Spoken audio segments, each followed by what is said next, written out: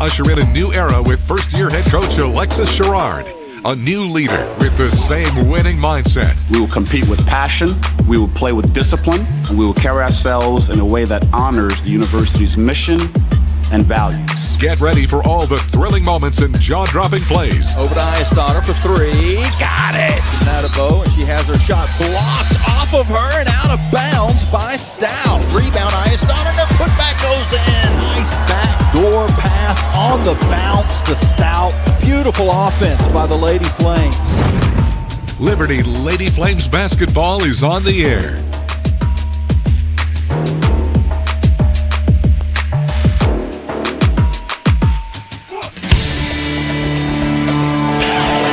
Welcome to live pregame coverage of Liberty Lady Flames basketball from Van Wagner on the Liberty Flames Sports Network, presented by Abish Financial Services.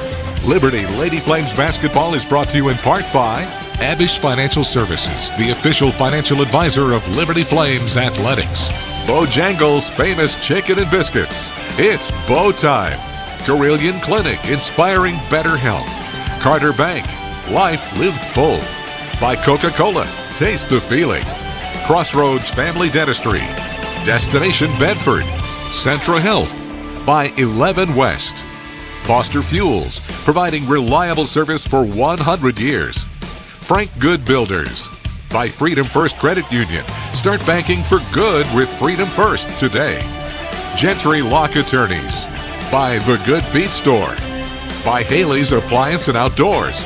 And by Ironclad Coffee Roasters, craft roasted in Richmond, Virginia. Welcome to the Bojangles Tip-Off Show. Coming up, we'll hear from head coach Alexis Sherrard. We'll also have the key players, starting lineups, and much more. Now, let's go live courtside with the voice of the Lady Flames, Jamie Hall. Hello, everyone, and welcome into Bowling Green, Kentucky, where the Lady Flames are warming up and getting ready to play WKU here in a Conference USA showdown. The Lady Toppers, they're 5-12 on the year, 1-5 in CUSA. The Lady Flames are 8-8 and 2-3 in the conference. This is the 8th meeting between these two teams. Overall, the Flames are 6-1, and they've won 4 in a row. Last year in this building on January 2nd, they got a 77-66 victory. But the Flames are currently on a 3-game losing streak, trying to bounce back from that. They've lost at Delaware 76-69, a home game against La Tech 86-72, and then previous to that also at home a 59-53 loss to Sam Houston. The common denominator in the last 2 games is the Flames actually played some pretty good offense. They scored above their season average as far as points were concerned. Shot the ball pretty well, but gave up over 50% from the field to their opponent, including a decent number of 3-pointers in those ball games as well. So the Flames are looking to dig in on the defensive side. For the Lady Toppers, they lost their last 2 games on the road against La Tech 79-65 and Sam Houston 50-38. And as you can tell, of course, Sam Houston forces a lot of teams to score under their season average, but offense is more of what WKU is looking to find. They're only averaging 58 points a game and giving up 65 by way of comparison. The Flames score 67 and give up 64. Our Foster Fuels Who's Hot, Jacayla Thompson, 17 points in the game against Delaware. That was a career high for her. She got into the starting lineup with the injury to Ife Nawabi. Ife is also out for this game. We'll get more on that from head coach Alexis Sherrard here in just a little bit. So Jacayla will be back in the starting lineup. Our Abish Retirement Keys podcast, keys to the game. The Flames need to get some second chance points. They're a plus 8.4 in rebounding, and WKU is almost a -6. So there's an opportunity for Liberty to get an advantage. And then also, Flames want to limit the turnovers, but especially limit those that are in the run of play that would lead to fast break points on the other end of the court. That's something that was also an issue in both the ball game against Louisiana Tech and Delaware. Great history between these two programs as far as the number of times the squads have gone to the NCAA tournament. WKU has been there 20 times, the Flames 18 times. And if you look around the arena in the rafters, they've got a bunch of banners. Final Four banners, national runner-up banner in 1992, Sweet 16s, and a lot of, I mentioned just NCAA tournament appearances. So a great program here at WKU, and their head coach Greg Collins trying to get them to bounce back after a slow start to this season.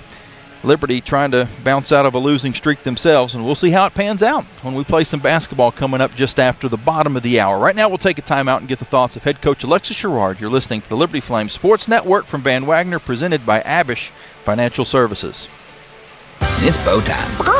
Carolina legends aren't born. They're handmade, only in Bo's Real Southern Kitchen. It all starts with fresh, never frozen chicken marinated for 24 hours in a flavor-packed blend of bold Southern seasonings. Then we hand bread and fry it to crispy, juicy, mouth-watering perfection. That's not just any chicken, that's the Carolina legend. Order some Bojangles and taste what everyone's been craving since 1977. It's bow time.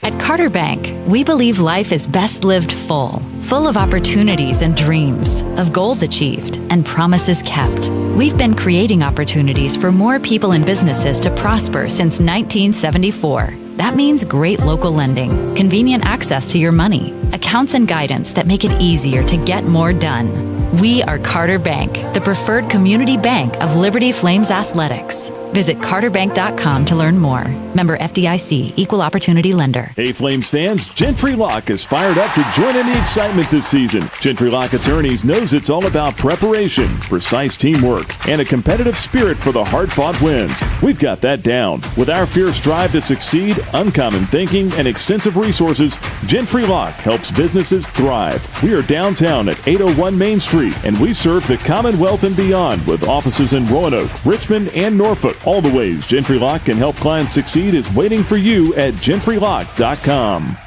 At Carilion Clinic, the success of their employees is based on a culture that welcomes them and nurtures their growth. As the largest nonprofit employer west of Richmond, Carillion's team members are always learning and forever curious. Carilion is more than a healthcare system. It's a team of unique individuals doing what matters most, caring for the community. Visit CarillionClinic.org/careers and search their opportunities. Come join 13,000 employees who are Carilion proud.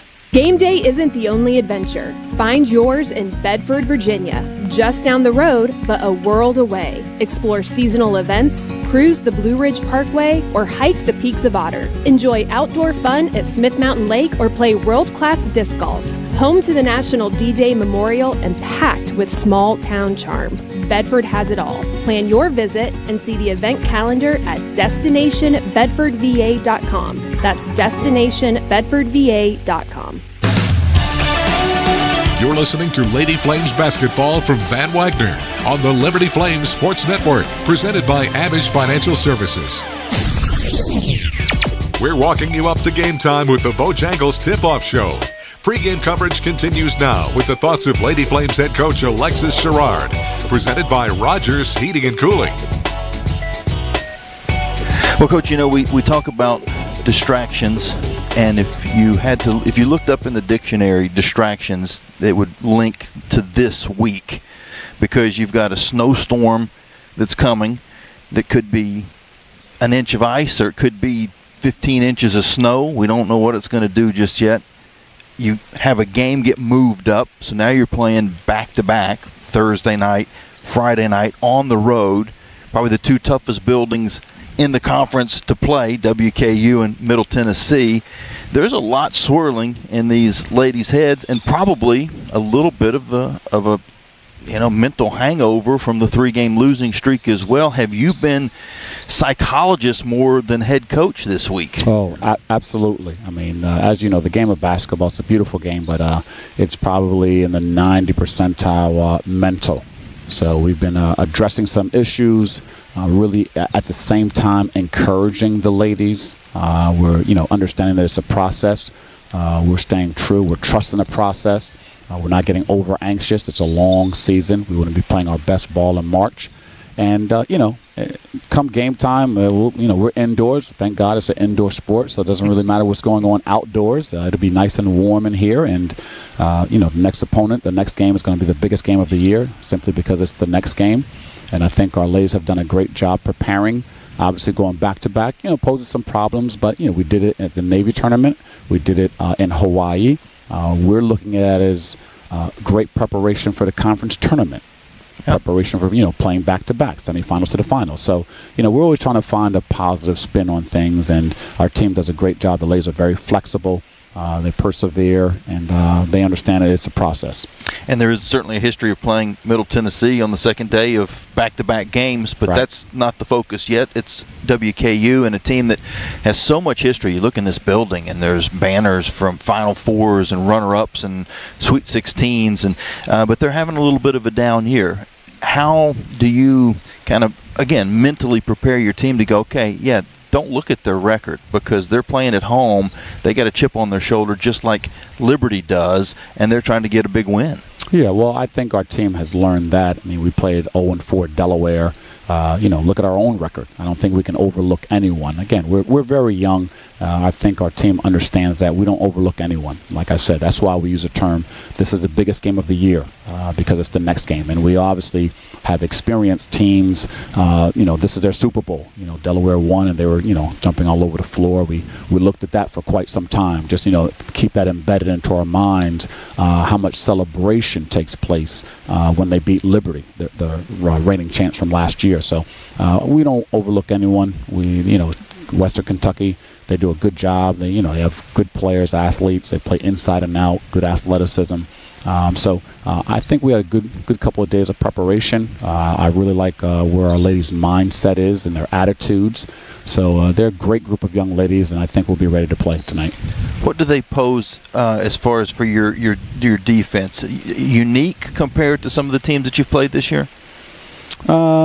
I think we're starting to see a lot of 5-out. That seems to be very common in Conference USA. So, but they're 4 and they're 5 are their leading scorers. So their post players are leading scorers. So that's a little bit different. Usually it's the guards, players in the backcourt are usually leading scorers. So for their 5 player to be a leading scorer, for their power forward to be their second leading scorer, that probably be the only unique situation with regards to this team. But I think our post players, I think they're locked in. I know Talegdi, she likes to shoot threes as the 5. So, just little job responsibilities our ladies will need to be sharp on.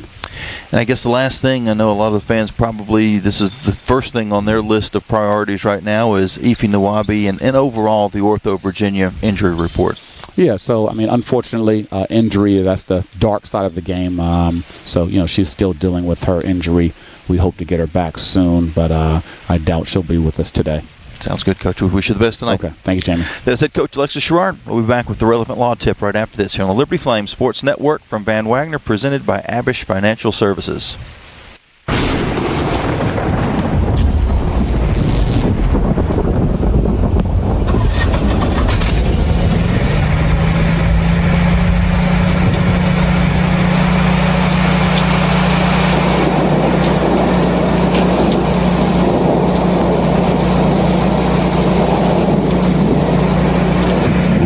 Heating, cooling, electrical, and plumbing. Your certified Generac backup generator experts. Online at callrogers.com.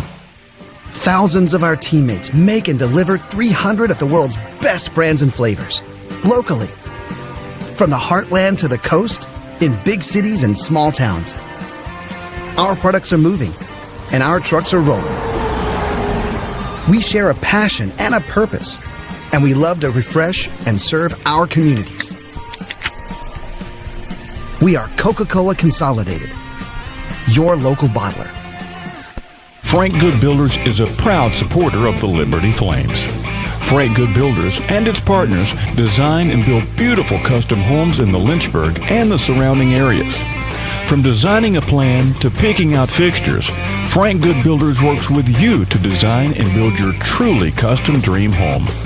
Frank Good Builders can be reached at 434-238-3710 or frankgoodbuilders.com. The light from a star can take millions of years to reach Earth. So when you look at a star, you're looking back in time. But I see the future. I see exploration and courage. I see my country finding new horizons out there. and I see giant leaps making a comeback. I see myself. The future is where I'll make history. This message is brought to you by the United States Space Force. More information is available at spaceforce.mil. Turn up the heat. Foster Fuels is a proud partner of Liberty Athletics. Fostering warm moments for 100 years, Foster has been providing exceptional propane and gas services throughout Central Virginia and surrounding areas. From propane to fireplaces and tank installs to tankless water heaters, Foster does it all. Visit fosterfuels.com or download the app to order fuel, pay your bill, and more. Get the customer service you deserve and turn up the heat with Foster Fuels and the Liberty Flames. This broadcast of Liberty University Athletics is authorized under rights granted by Liberty University to Van Wagner Sports and Entertainment and is intended solely for the entertainment of our listening audience. The accounts, descriptions, and broadcasts may not be transmitted in any form without the express written consent of Van Wagner Sports and Entertainment and Liberty University Athletics. The announcers are selected by the Liberty Flames Sports Network and approved by Van Wagner Sports and Entertainment. It's time for Liberty Lady Flames basketball. Mills for three. Boom! Avery Mills from downtown. Athene hesitates, penetrates, puts it off the bank and in. Your defending Conference USA champions. Eyestarter gets the rebound, dribbles it up court. Time expires. The Lady Flames win. They knock off Middle Tennessee to claim their first Conference USA title. This year, the Lady Flames usher in a new era with first-year head coach Alexis Sherrard, a new leader with the same winning mindset. We will compete with passion, we will play with discipline, and we will carry ourselves in a way that honors the university's mission and values. Get ready for all the thrilling moments and jaw-dropping plays. Over to Eyestarter for three. Got it! Attaboy, and she has her shot blocked off of her and out of bounds by Stout. Rebound Eyestarter, and the putback goes in. Nice backdoor pass on the bounce to Stout. Beautiful offense by the Lady Flames. Liberty Lady Flames basketball is on the air.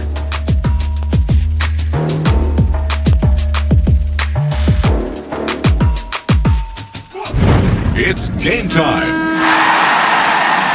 Lady Flames basketball from Van Wagner on the Liberty Flames Sports Network, presented by Abish Financial Services, is brought to you by Larry's Tire and Auto Repair, providing preventable maintenance, repair, and service at multiple locations and at larrystireservice.com. By the Liberty Bookstore, the official online store of Liberty Athletics. Lynchburg Nissan. By Peary Family Dentistry. Rogers Heating and Cooling, servicing Greater Lynchburg's HVAC and electrical needs. Segra, offering customized business technology solutions. Learn more at segra.com. By the United States Space Force. And by Thompson Brooks Insurance, planning today for tomorrow. Now let's go courtside for the call of the game.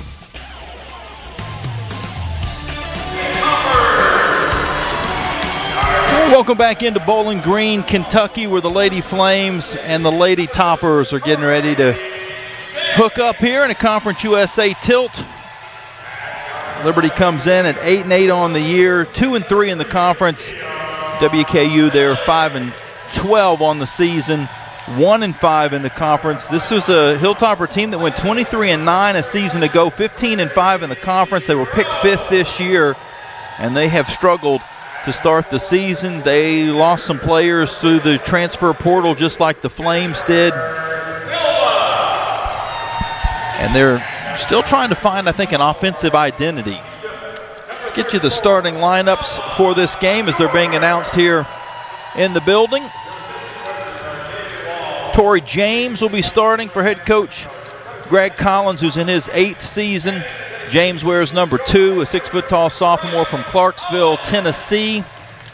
She had 9 points in the game against La Tech most recently. Tia Schelling is number 3. She's a 5'8 senior from New Orleans by way of Odessa College. She's averaging 7.2 points a game. Trinity Rowe wears 11. She's a 5'5 sophomore from Pikeville, Kentucky. Started at Southern Miss. She had 14 against Louisiana Tech. Zofie Telegdi is number 23, a 6'2 senior from Budapest, Hungary. She only played 10 minutes in that last game against La Tech and scored 2 points. She averages almost 10 a game. Selma Cotter is number 34, a 6'1" sophomore from Egypt. She's averaging 9 points a game, had 15 against the Lady Texters. There are 6 international players on WKU. The Flames have 7. Their starting lineup looks like this. Avery Mills, number 1, 5'9" sophomore from Lynchburg, 17 points in the game against Delaware, but only 2 of 8 from 3. Jakayla Thompson, who's worked into the lineup with the injury to Ife Nawabi. She wears number 3, 5'8" junior from Louisville, a career-high 17 points and 4 steals at Delaware. Claudia Athene runs the point, number 4, 5'8" junior from Girona, Spain, averaging 8.8 points a game. Elizabeth Ayestadter, number 21, 6'2" junior from Grindavik, Iceland. This is her 50th straight start for Liberty. And Emmy Stout, number 17, 6'3" sophomore from San Diego, California, had 21 points and 7 boards at Delaware. She, along with Avery Mills, Liberty Christian Academy graduates, state champions. Flames in the red unis, white numbers. WKU in the white unis and red numbers, and the Flames win the opening tip, and they've got to run out the other way, but Jakayla Thompson missed the layup. So the Flames run the opening tip offense to perfection, but cannot capitalize. And WKU will have their first possession of the ball game. They go from left to right. It goes in the far corner to James, now up top to Kadur. She'll pass it back down low to James, and James scores. WKU with well-run offense themselves, and they lead 2-0. Liberty with the basketball. Athene comes near side, eventually to Mills for 3, in and out. Rebound, though, Ayestadter. She bounces it back outside to Mills, now to Thompson, far wing to Athene. Athene's going to drive and give down low to Stout. Stout has her shot blocked out of bounds by James. This is a WKU team that averages 4.5 blocks per contest. No one true shot blocker. It's pretty much a team effort. Several players average about 1 per game. Liberty on the inbounds. It comes to Ayestadter. She'll take a three-pointer at the top of the arc. It's well off to the right, and WKU gets the rebound. They look to run up court. And a nice pass to Kadur results in a layup. WKU up by 4. Flames go far side to Mills. Mills takes a couple of dribbles back to the top of the arc and then finds Thompson. Thompson to Ayestadter. We're going to have a foul away from the ball on the interior. There was a little arm fighting between Telegdi and Stout. Telegdi picks up the personal. Flames will inbound on the baseline with 20 seconds to shoot. Comes into Athene. Athene up top to Mills. Mills near wing to Thompson. Thompson dumps into Stout, and Stout with the left hand scores. That gets the Flames on the board. It's 4-2. Almost 2 minutes into the ball game. Schelling to the top of the arc. Rowe hands to Kadur. She drives on the far side and draws the foul. Foul on the floor against Liberty. Athene picks up the personal.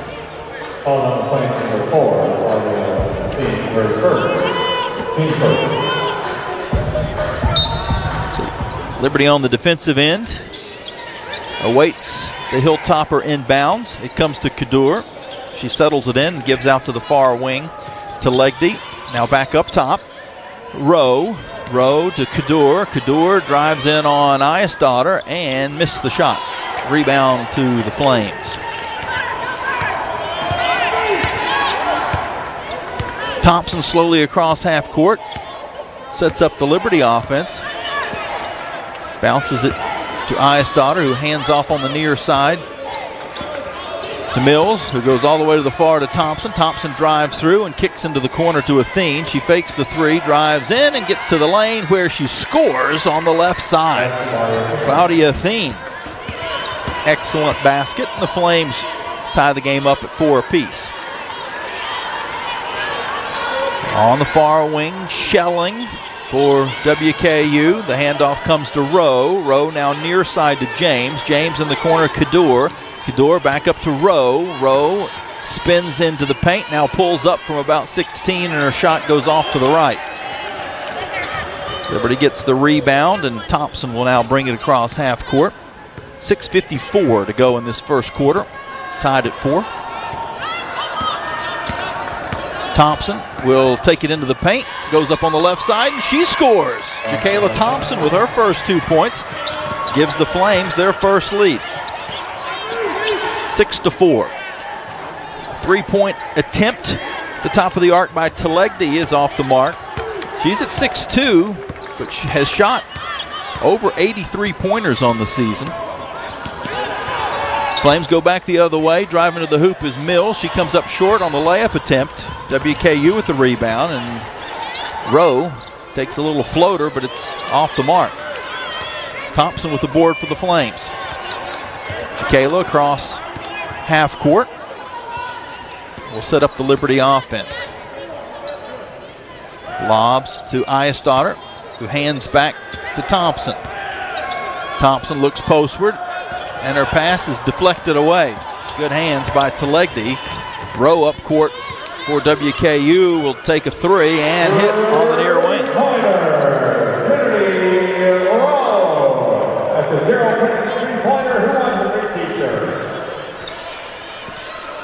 7-6 WKU with the lead. Flames with the basketball, and we're going to get a foul called against Thompson. The pass from Athene to Thompson kind of put her in a tough spot. And Thompson will pick up the personal. Liberty with the turnover. That is the first turnover of the ball game for the Flames. Let's see. Now I think that might not be updated yet. Second turnover of the game. WKU on offense. They'll hand off to Shelling, and an offensive foul against Shelling as she goes through Mills.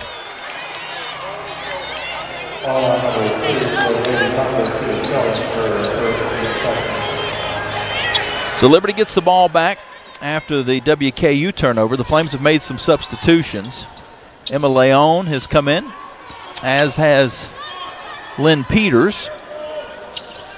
Thompson, Eyestadter, and Mills stay on the court as it goes far side to Thompson. Up top to Mills. She's got a little space for 3. Got it. You can't give Avery Mills any space.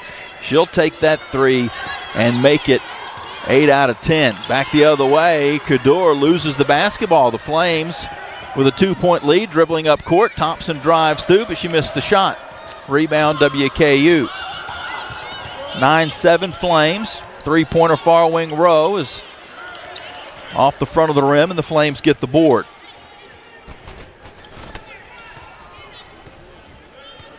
Mills slowly across.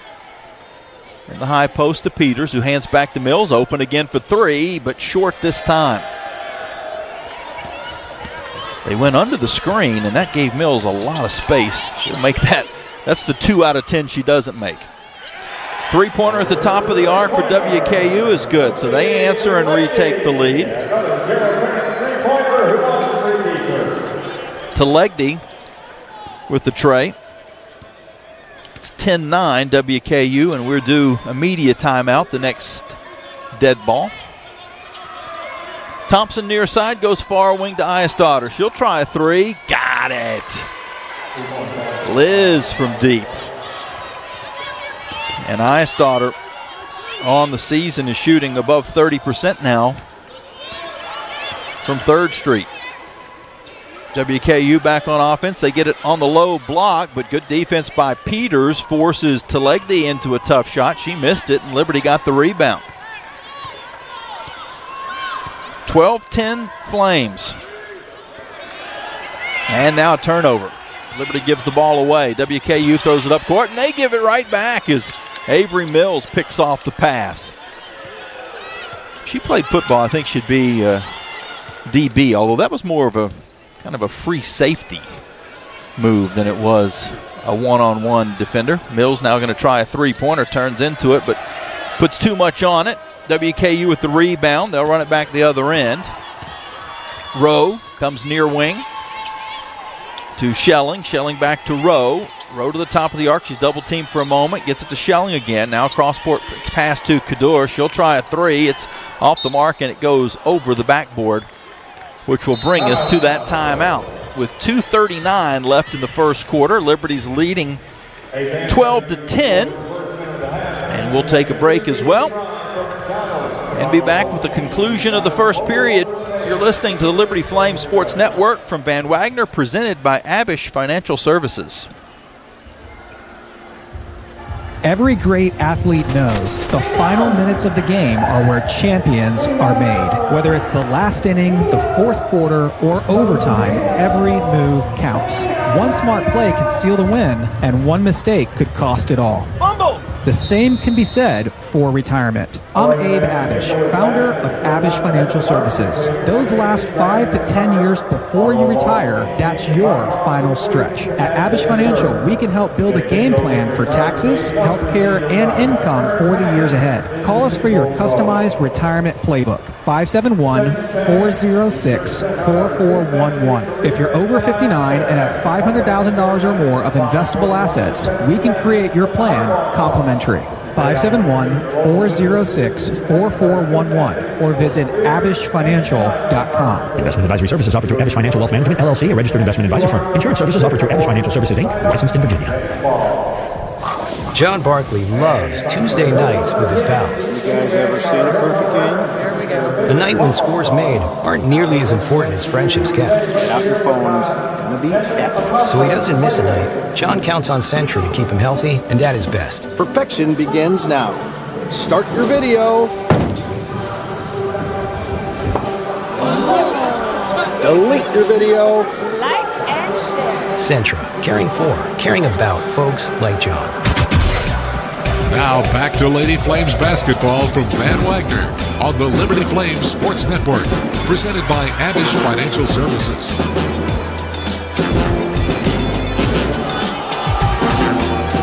(12-10) Liberty on top of WKU with 2:39 left in this first quarter.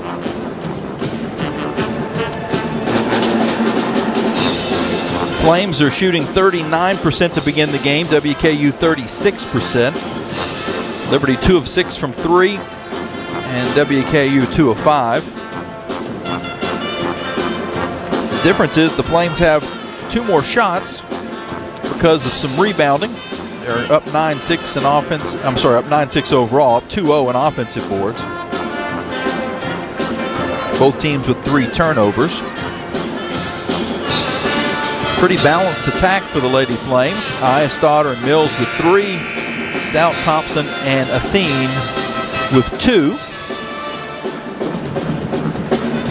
As we hear the WKU pep band, which are along the baseline, the opposite side of the court from the Flames bench, but on that end of the court.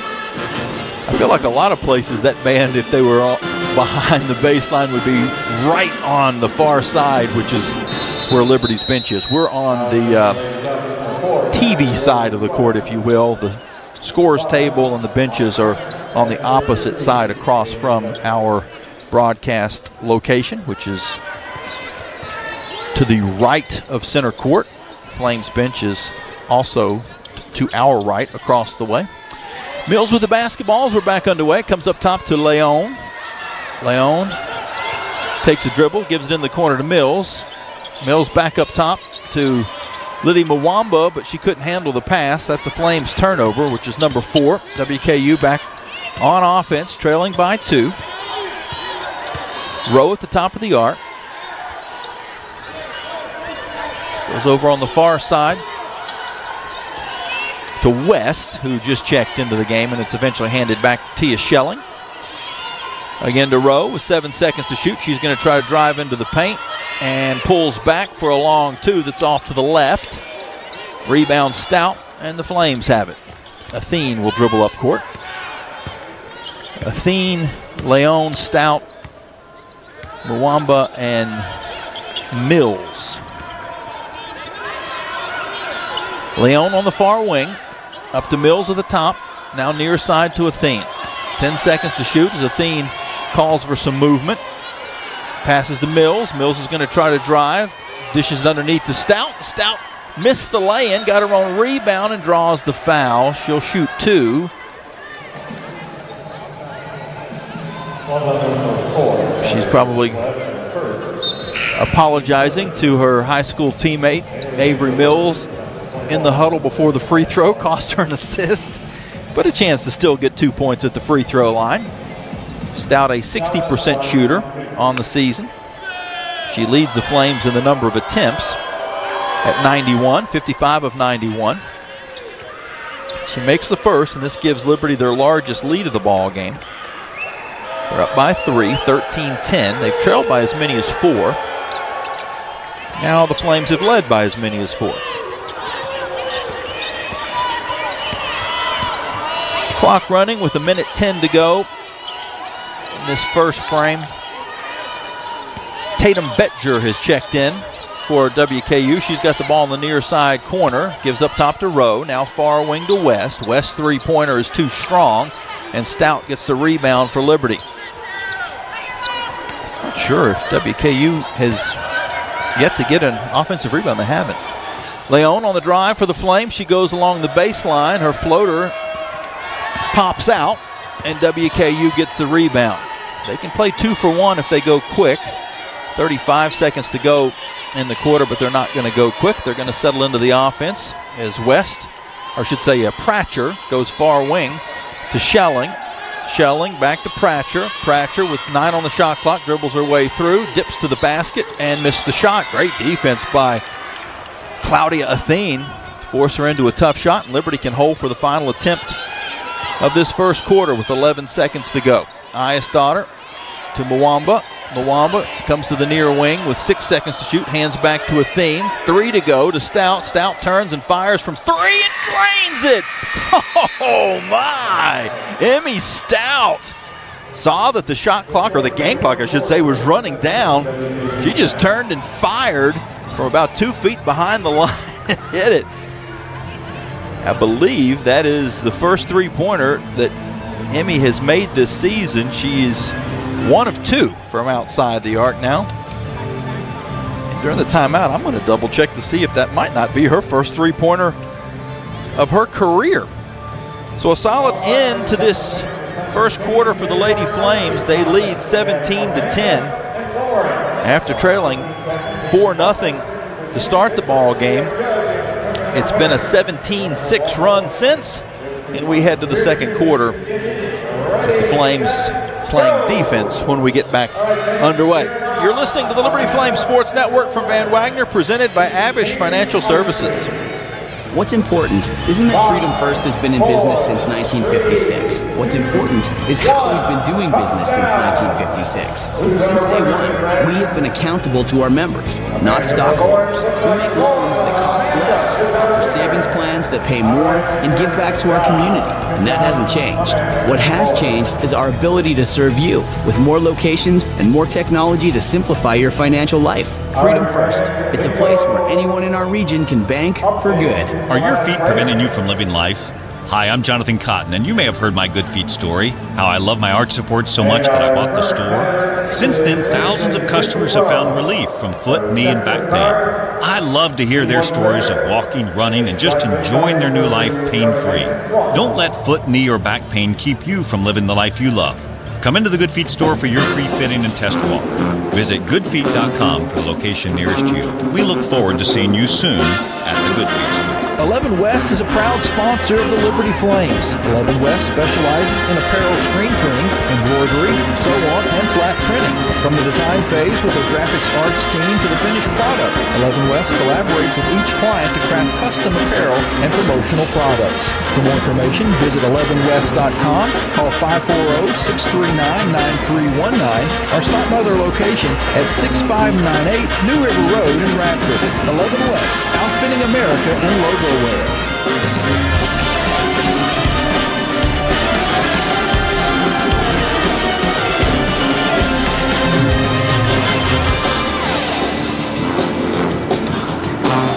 Time now for a Carter Bank and Trust game at a glance. Lady Flames are on top of WKU 17-10 as we head to the second quarter. And that was Emmy Stout's first career three-pointer. She was 0 of 1 last year, 0 of 1 coming in to today, this season. But beat the buzzer in the process. Gives the Flames their largest lead of the ball game, 17-10. Liberty shooting 38% from the field. Held WKU to 29%. That was the third three-pointer of the first quarter for Liberty. 3 of 7. WKU 2 of 6. And rebounding is 13-7 in favor of the Flames, including 3-0 on offensive boards. WKU with the basketball to start the second. Comes to the near side to Lola Bond, who's seeing her first action. Now to Kadur. Over to the far side of the court to Schelling, but she traveled with the basketball. Both teams now with 4 turnovers.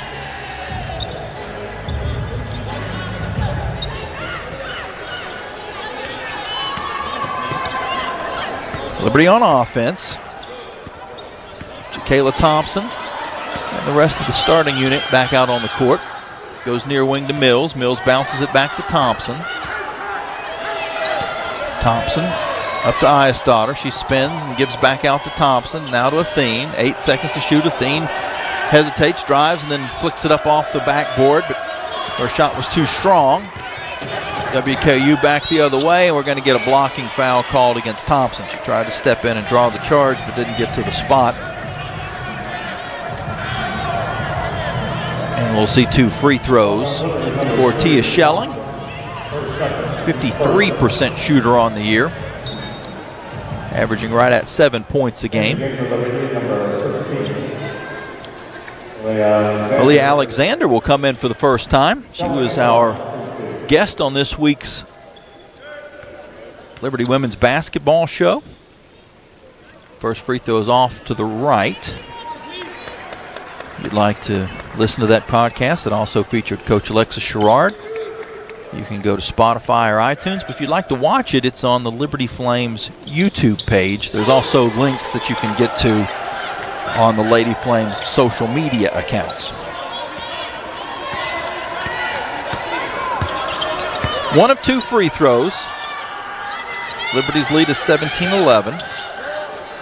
Athene going to try a three-pointer far wing, but it's off the back of the rim. However, Mills gets the offensive glass, and the Flames will reset. Back over to Athene. Now to Eyesdotter. Near side Mills. Cross court to Athene. 8 seconds to shoot. Back up top to Eyesdotter. Bullet pass interior for Stout, but there was too much on it. And Liberty with the turnover.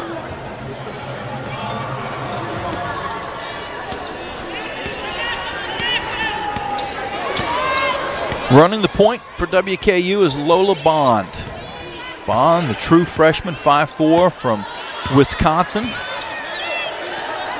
Averaging about a point a game. Getting some solid minutes in the early point of this ball game as the pass goes interior to West. And Callie Rose West missed the shot. One she'd probably like to have back. The Flames get the rebound. Athene around a screen will come to the near side. Now back up top, double team for a moment, gives to Stout. Stout slips through into the paint and scores on the left side. Emmy Stout makes it 19-11. WKU with the basketball. This is the largest lead for either team. On the far side, Schelling. Now eventually around on the near wing to Bond. Bond's going to drive in, and she has it poked away by Athene, who goes to the floor to save the basketball. Liberty with the possession. Athene across half court. Dribbles to the top of the arc and gives it back to Eyesdotter on the near wing. Wide open for 3, in and out. Stout there with the rebound, though, and she sticks it in. Emmy Stout working the glass. Flames are up by 10. And Stout with an excellent first half. She's got 9 points, and we've still got 7 minutes till halftime.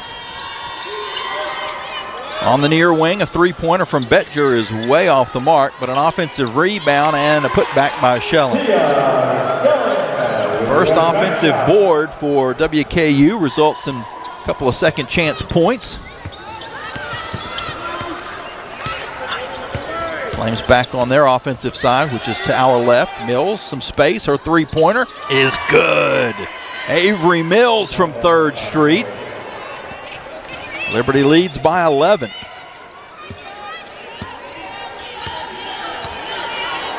Mills with 6 points.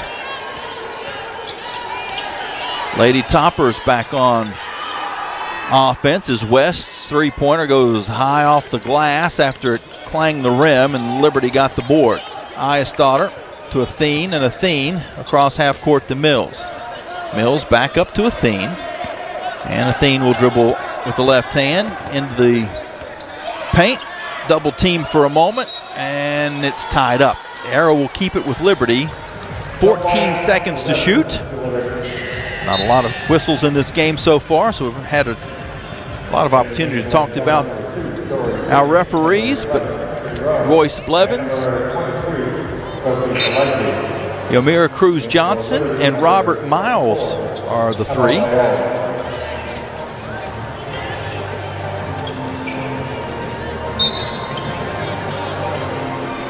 After a couple substitutions, one of which was Emmy Stout being replaced by Lynn Peters, we're just about ready to inbounds. Mills also came out. Emma Leon is back in the game. Inbounds comes to Eyestarter. Now finds Athene at the top of the arc. Athene takes a couple of dribbles, resets things, and bounces to Eyestarter. 5 seconds to shoot. She's going to have to hurry. Spins and traveled.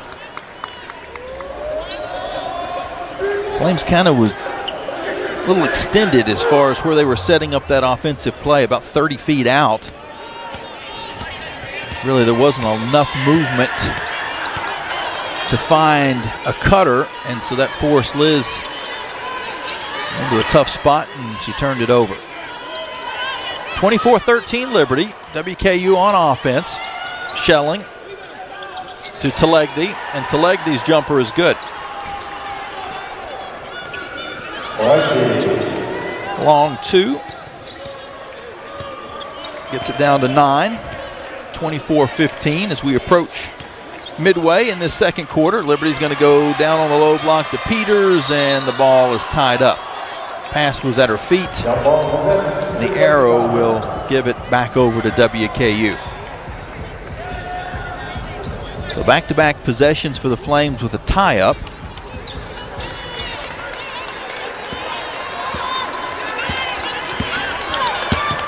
Liberty will have to fall back on defense. On the near wing, Rowe will go down low to James, and James has a tough shot. Guess they had to go through the shot block to bank it in. 24-17, the Flames with a bad pass, they turn the ball over. A little momentum going for WKU, but they give it right back. A double dribble. We'll put the ball back in the Flames' hands. Leading by the football score of 24-17 with 4:37 left until halftime. We have a timeout for the under 5 media, and we will take that with them. They named it after us. I guess we should take it. We'll be back with the conclusion of this second quarter of play after this here on the Liberty Flames Sports Network from Van Wagner, presented by Abish Financial Services. Score big at Haley's Appliance and Haley's Outdoor in Lynchburg, with major brands of appliances that will make your house feel like a home and outdoor equipment to have your yard looking its best. Haley's puts customer service first. They deliver and service all of the products they sell and will take care of the process from start to finish. Log on to Haley's.com today for product availability. Haley's Appliance and Haley's Outdoor in Lynchburg is a proud sponsor for Liberty Flames Athletics. Move those coffee chains, Flames fans, and go local. Central Virginia's own Ironclad Coffee Roasters and Baking Company is the premier coffee partner of Liberty Athletics. Pay them a visit at one of their cafes in the Richmond area or at the Richmond International Airport. They'll also ship their specialty grade coffee straight to your door. Visit ironcladcoffee.com. That's www.ironcladcoffee.com to check out the coffee Flames fans are talking about. Bring in the new year with a new vehicle from Lynchburg Nissan. We make buying simple and easy, and right now, Lynchburg Nissan is offering up to $10,000 off MSRP, 0% for 60 months on multiple models, and up to 130% of fair KBB for your trade. Get up and get on over to Lynchburg Nissan while the best selections are still available. And don't forget, Lynchburg Nissan is home of the 1 million mile warranty. Stop by, call, or visit LynchburgNissan.com now. LynchburgNissan.com! You're listening to Lady Flames basketball live on the Liberty Flames Sports Network from Van Wagner. Now, back to the game.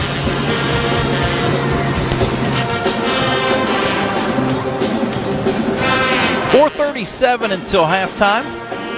Liberty is on top of WKU 24-17. Here from EA Diddle Arena. Built in 1963, renovated in 2002.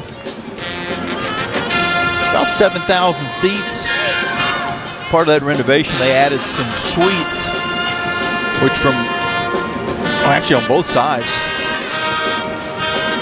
Both sidelines.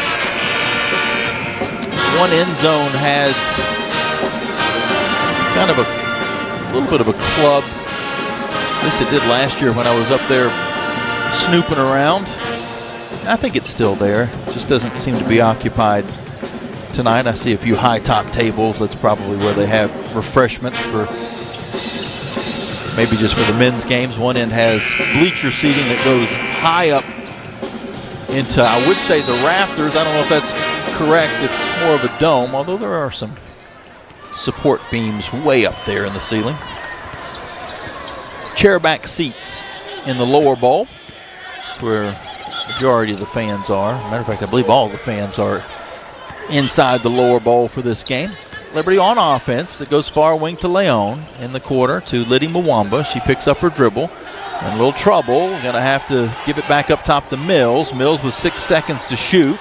Trying to find a little space. Finds Leon. Leon for three. Short, but it keeps the ball alive where Thompson goes to the floor, gets it to Mwamba. Mwamba missed the lay-in, though, and WKU is able to pick up the rebound.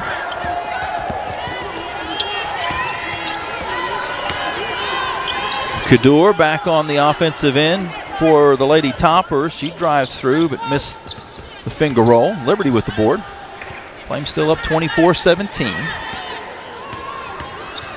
On the drive is Thompson, near side, shot falls, foul called, and Jacayla Thompson will step to the free throw line for a chance at a three-point play.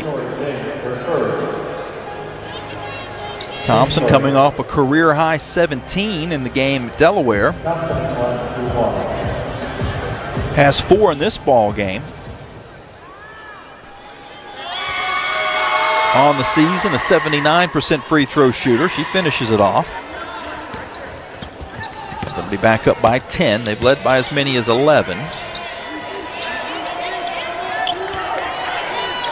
Three-pointer far wing is too strong by Schelling, and Liberty with the board. Thompson slowly across the half. Dribbles to the top of the arc and throws a pass to Leon, which was tipped out of bounds by Salma Kaddour. Liberty's going to take a timeout in this spot. And it will be a 30-second timeout. Flames will have 3 remaining. WKU with all 4. In the women's game, all 4 of your timeouts would carry over to the second half. In the men's game, you've got to use it or lose it timeout. So you see more timeouts called on the men's side than you do on the women's side in the first half. Flames will reset things and bring Peters, Leon, Mills, Thompson, and Mwamba to the court.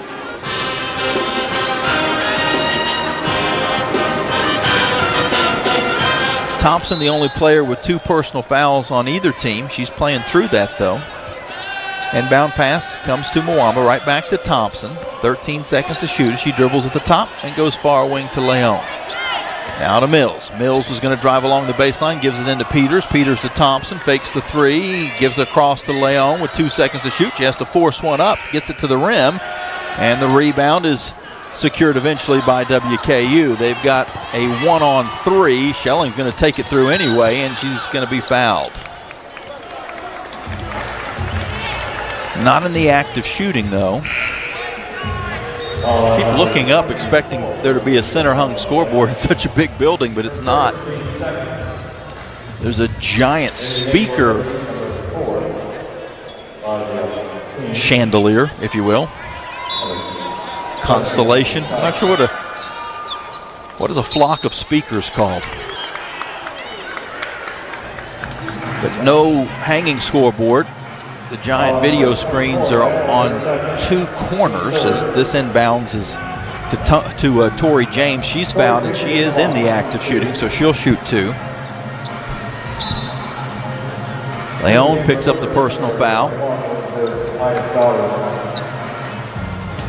Or let's see, she picked up the first personal foul of that sequence. First free throw from James is good. That makes it 27-18. It's a giant video screen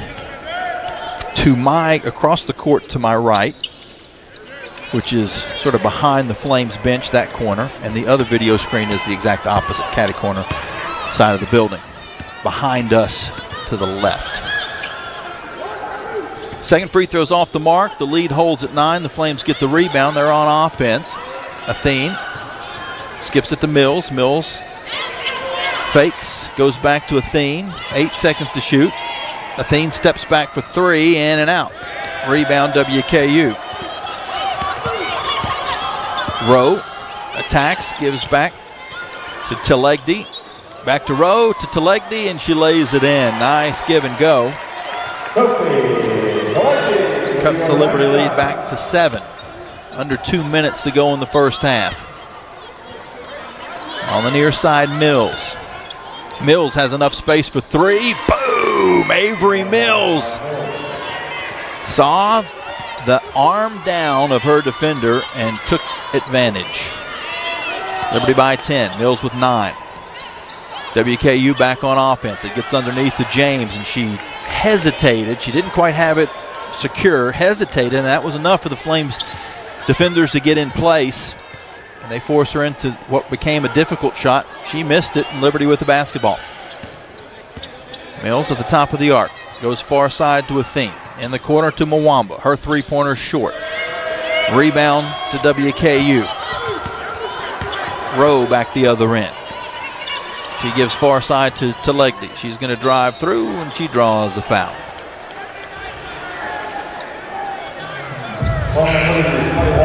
So both of those fouls a moment ago were on Emma Leon. She picked up 2 and is checked out of the game. So she joins Jakayla Thompson with 2 fouls. They're both on the bench at the moment with 1:05 left until halftime. We're having a discussion between the 3 officials. Maybe the question was active shooting or not. It was. It's like a 75% free throw shooter on the year makes the first. And she's averaging almost 10 points a game, but only played 10 minutes and scored 2 against La Tech last time out. She missed the second one. Stout got the rebound. 8 points for Telegdi. She leads WKU in scoring in this game. Stout with 11 and 5 rebounds leads the Flames. Mills inside to Stout, and she has her shot blocked by Tori James, who comes flying in on the help side. WKU also comes away with the basketball. Kaddour drives through, almost lost it, gets it back and lobs to Telegdi. 35 to go in the half. 15 on the shot clock. On the near wing to Legdy. WKU trailing by 9. Now to Schelling. She's going to drive and has the ball knocked away from her. But a foul whistled against Athene.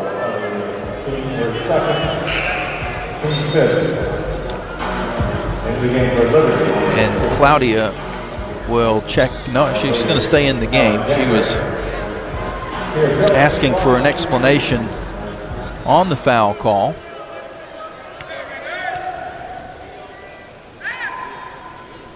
It was an interesting call in that the official that made the call was actually standing right in front of me. Well, not in front of me, but like in the same angle. I had a pretty good view of it too. He was a few paces to the right, so he had a very similar view as I did, and I couldn't see what happened, because if there was contact, it would have occurred on the other side of the offensive player. So he, I think, anticipated that there was contact, but there's no way he could have seen it because I couldn't see it. After the free throws, the lead is 7. The Flames can hold for the final shot. They're down to 8 seconds as Athene dribbles to the near wing. She's going to penetrate through and then find Alexander with 1 second. Now to Iastada for 3 at the buzzer. Yes! The Flames beat the Horn again. In the first quarter, it was Emmy Stout with a 3. In the second quarter now, it's Elizabeth Iastada. Give the assist to Malia Alexander, and it didn't seem like there was enough time to make that pass.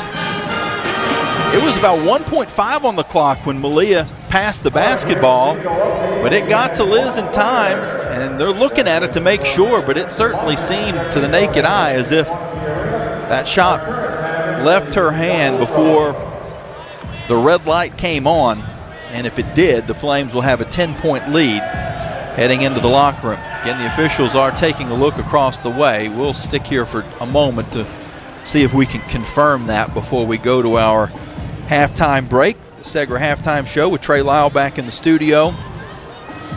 Coming up here momentarily. Towards the end of halftime, we'll have your Larry's Tire and Auto stat recap. Frank Good Builders out-of-town scoreboard. Do want to tell you that we had a bunch of first half three-pointers, including that one at the buzzer, assuming it counts. Brought to you by Haley's Appliance and Outdoor. The free throws that were made in the first half all brought about 300 meals to local area food banks through the Food Line Feeds Score to Give More campaign. And there was no announcement or no emphatic call that I saw across the way, but after the officials leave the monitor, the scoreboard has stayed the same, so I'm going to assume that they double-checked it and confirmed that it did indeed count. And with that, Elizabeth Iastada with 2 first-half three-pointers. She's got 6 points. The Flames as a team went 6 of 15 from downtown. And they lead 33-23 at the intermission. We'll take a break and be back with Trey in the studio after this. You're listening to the Liberty Flames Sports Network from Van Wagner, presented by Abish Financial Services. Appliance and Haley's Outdoor in Lynchburg. Major brands of appliances that will make your house feel like a home, and outdoor equipment to have your yard looking its best. Haley's puts customer service first. They deliver and service all of the products they sell and will take care of the process from start to finish. Log on to Haleys.com today for product availability. Haley's Appliance and Haley's Outdoor in Lynchburg is a proud sponsor for Liberty Flames Athletics. Move those coffee chains, Flames fans, and go local. Central Virginia's own Ironclad Coffee Roasters and Baking Company is the premier coffee partner of Liberty Athletics. Pay them a visit at one of their cafes in the Richmond area or at the Richmond International Airport. They'll also ship their specialty grade coffee straight to your door. Visit ironcladcoffee.com, that's www.ironcladcoffee.com, to check out the coffee Flames fans are talking about. Owned and operated by a Liberty alum, Larry's Tire and Auto Repair offers complete auto service including tires, preventive maintenance, and more. Larry's Tire carries all major brands and is open from 8 a.m. to 5 p.m. Monday through Friday at any of their 4 locations, with 2 in Lynchburg, 1 in Forest, and 1 at Able Tire in Concord. More information on Larry's Tire is available at larrystireservice.com. Peary and Woolwine Family Dentistry say go Flames and good luck this season. Peary and Woolwine Family Dentistry provides dental health services including dental implants, cosmetic dentistry, extractions, and more. Their office treats patients of all ages and accepts major dental insurances. Peary and Woolwine Family Dentistry is located at 2229 Mural Road next to EC Glass High School in Lynchburg. You can reach the office by phone at 434-847-5331 and online at pearyfamilydentistry.com. Thompson Brooks Insurance has been serving Virginia for over 35 years, helping individuals and businesses with their insurance and investment needs. The team at Thompson Brooks is experienced in understanding Medicare, retirement planning, life insurance, the healthcare marketplace, and group insurance benefits. Call Thompson Brooks Insurance at 434-385-8500. That's 434-385-8500, or visit them online at thompsonbrooksinsurance.com. Thompson Brooks Insurance, planning today for tomorrow. The Liberty Flames thank Segra for their support. Segra collaborates with companies to offer business-only, carrier-grade connectivity, cybersecurity, voice and cloud solutions tailored to meet their diverse needs. Segra offers these solutions across a fiber network that spans 28 states in the U.S. and is headquartered in Charlotte, North Carolina. They can be reached at segra.com or 833-GO-SEGRA. Segra, a proud partner of the Liberty Flames Sports Network from Van Wagner.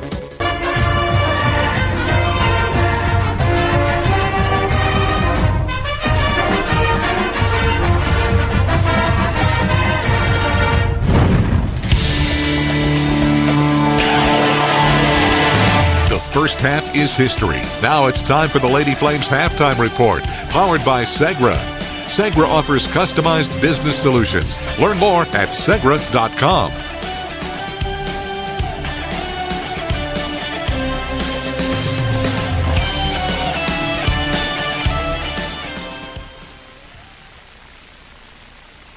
Welcome into the studios now. Trey Lyle here, your halftime score. Liberty leads 33-23 here after Elizabeth Ayestado with the buzzer-beating 3 right before the half. Flames up 10 here heading into the second half. Jamie Hall will have more stats for you a little bit later on, but let's get to your Frank Good Builders out-of-town scoreboard.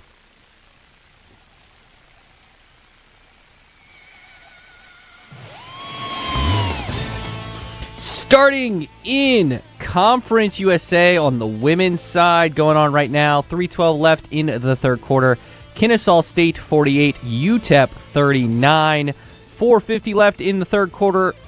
Close one here between FIU and Sam Houston. FIU currently holds a 1-point lead, 39-38. Halftime between Jacksonville State and New Mexico State, 27-20. Jacksonville State with the lead. Halftime for Louisiana Tech, who is up 32-28 over Missouri State. And halftime between Delaware and Middle Tennessee. Delaware currently holds a 35-23 lead. Of course, Liberty will be playing Middle Tennessee tomorrow due to all the weather that's going on in the area, so please stay safe. And that game tomorrow, 7:10 airtime, 7:30 tip right here on the Liberty Flames Sports Network. As for the top 25 in women's college basketball, number 1 UConn cruising right now. They're up 51-20 over Georgetown at the half. Number 2 South Carolina up 40-36 with 1:11 left there in that one. Number 2 South Carolina over number 16 Oklahoma. Maybe one of the stories in all this season has been the Vanderbilt Commodores. They are 19-0, looking to go 20-0 on the season. Currently lead at the half, 33-29, do the number 5 team in the country. Then we got a top 20 matchup in the SEC. 6:59 left in the fourth quarter. Number 11 Kentucky 49. Number 17 Tennessee 48 at the half. Number 18 Ole Miss leads Missouri 29-23. Number 12 Ohio State currently trails Indiana with 1:29 left in the first quarter. Number 13, Michigan State up 22-8 over USC with 3:03 left in that one. And a couple finals for you. A game that went into overtime between top 15 teams. Number 10, Iowa gets it done 85-78 over number 15, Maryland. And number 7, Michigan gets it done over Rutgers 94-60. As for Conference USA on the men's side, no action going on so far, but later on tonight, 9 p.m., Missouri State takes on New Mexico State, and FIU takes on UTEP. As for last night in Conference USA, Sam Houston got it done over Kennesaw State, 93-87. The Flames were also in action last night. We'll talk more about that game in a moment. Flames did get the win, however, 76-69. As for the top rest of college basketball, a couple notable scores. Penn State trailing Wisconsin 62-33 with 13:31 left in that one. William & Mary up on UNC Wilmington 49-42 with 15:07 left in that one as well. And JMU trailing South Alabama 57-45 with 12 minutes left in the half in the game as they are in the second half. Well, when we come back, we'll talk more about the Liberty Flames and what's going on around the area in Liberty Athletics, including the big win on the hardwood last night, plus a change in the tip time for the men as well. From Van Wagner, this is the Liberty Flames Sports Network, presented by Abish Financial Services. The success of their employees is based on a culture that welcomes them and nurtures their growth. As the largest nonprofit employer west of Richmond, Carillion's team members are always learning and forever curious. Carillion is more than a healthcare system. It's a team of unique individuals doing what matters most, caring for the community. Visit CarillionClinic.org/careers and search their opportunities. Come join 13,000 employees who are Carillion proud. At Carter Bank, we believe life is best lived full of opportunities and dreams, of goals achieved and promises kept. We've been creating opportunities for more people and businesses to prosper since 1974. That means great local lending, convenient access to your money, accounts and guidance that make it easier to get more done. We are Carter Bank, the preferred community bank of Liberty Flames Athletics. Visit carterbank.com to learn more. Member FDIC, Equal Opportunity Lender. True Flame fans know where to shop to show their pride. Shop LibertyFlames.com. We're your one-stop shop for official Liberty Flames merchandise. Plus, all orders ship free. Go red, white, and blue and visit ShopLibertyFlames.com today. That's ShopLibertyFlames.com. ShopLibertyFlames.com is a proud sponsor of Liberty Athletics. For all your Liberty Flames apparel needs, visit ShopLibertyFlames.com today. You're listening to Lady Flames Basketball live from Van Wagner on the Liberty Flames Sports Network, presented by Abish Financial Services. Now back to the halftime report, powered by Segra. Last night, welcome back inside our Liberty studios. Your halftime score, Liberty 33, Western Kentucky 23. Speaking of Western Kentucky and Liberty, they took on each other last night on the men's side. Liberty men improved to 8-0 in conference play, 16-3 on the season, with a 76-69 victory. Caden Matheny with a big night, 19 points, shooting 5 of 7 from 3. J.J. Harper also had 16 points.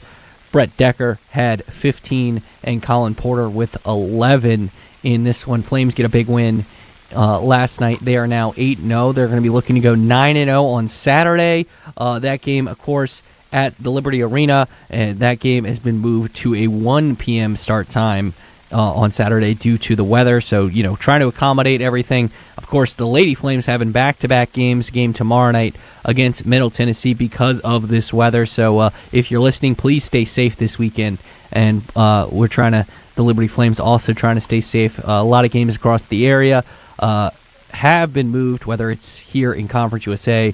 The ACC has done it as well. So it's a trend going on this weekend in college athletics. Well, we got a second half to play first before tomorrow. So we're going to head back out to Western Kentucky. Jamie Hall with the call of the second half. This is the Liberty Flames Sports Network from Van Wagner, presented by Abish Financial Services.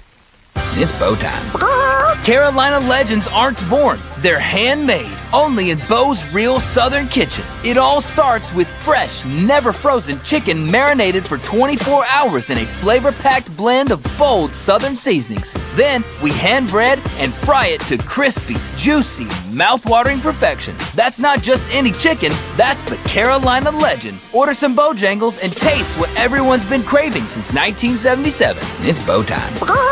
Hi, it's Jonathan Cotton, and people often ask me, what is the Good Feet store? I respond, we are an arch support store. When you come in, our staff is going to welcome you and listen to your needs. We want to learn about you, your lifestyle, your work, and the types of shoes you enjoy wearing. Then after measuring your feet, we are going to fit you from a selection of over 300 styles and sizes of arch supports. Come into the Good Feet store for your free fitting and test walk. Visit goodfeet.com for the location nearest you. We look forward to seeing you soon at the Good Feet store.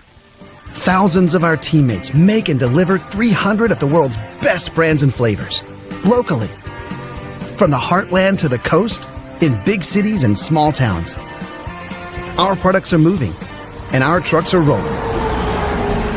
We share a passion and a purpose, and we love to refresh and serve our communities. We are Coca-Cola Consolidated, your local bottler.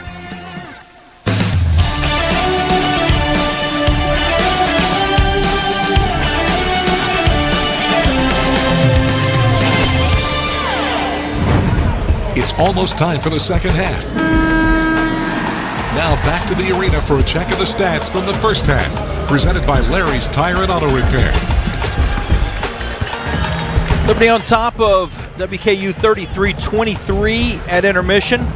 Amy Stout leading the way with 11 points, 6 rebounds. Avery Mills, 3 threes in the game, 9 points and 4 boards. Elizabeth Iastadter, 6 points and 5 rebounds, including that 3 at the end of the first half. Amy Stout had a 3 at the end of the first quarter. Jacayla Thompson, 5 points, 3 assists. Claudia Athene, 2 points and 3 assists. Telegny with 8 leads WKU. James and Schelling each with 5. Liberty shot 39% from the field, 40% from 3, 6 of 15, 3 of 3 at the free throw line. WKU 33% from the field, 22% from 3, 2 of 9, and 5 of 8 at the free throw line. Liberty won the rebounding battle 22-15, as well as 5-1 in offensive boards. 8 Liberty turnovers, 7 for the Lady Toppers.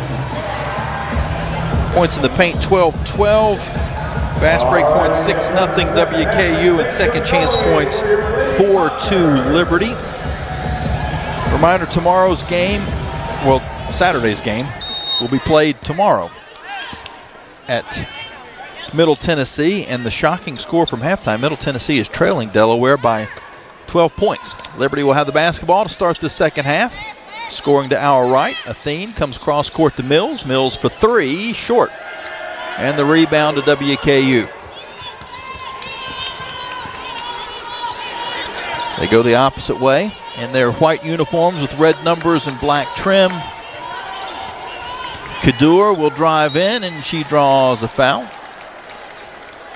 Will shoot a couple of free throws. Salma Kadur from Egypt, 6'1" sophomore, plays the game and wears the hijab. I think I'm saying that correctly, that the covering. She misses the first free throw, 71% free throw shooter.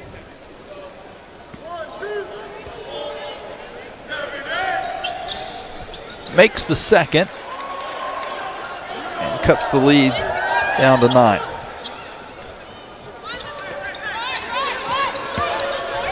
Flames are back on offense. Thompson, cross court to Iastadter. Now to an attempted pass to Stout was deflected away and stolen by WKU. They'll bring it up court where Rowe takes and makes a three-pointer. So 4 straight points to start the second half for the Lady Toppers. 33-27.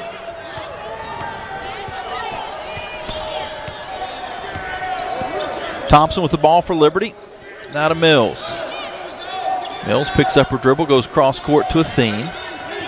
Athene dribbles around a screen, takes it into the paint, goes to the basket, but missed the shot. The rebound to WKU. They'll come back the opposite end.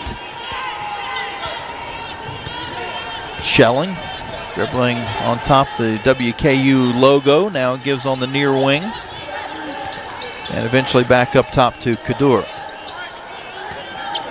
Kadur takes the three, it's off to the right, and Stout muscles down the rebound.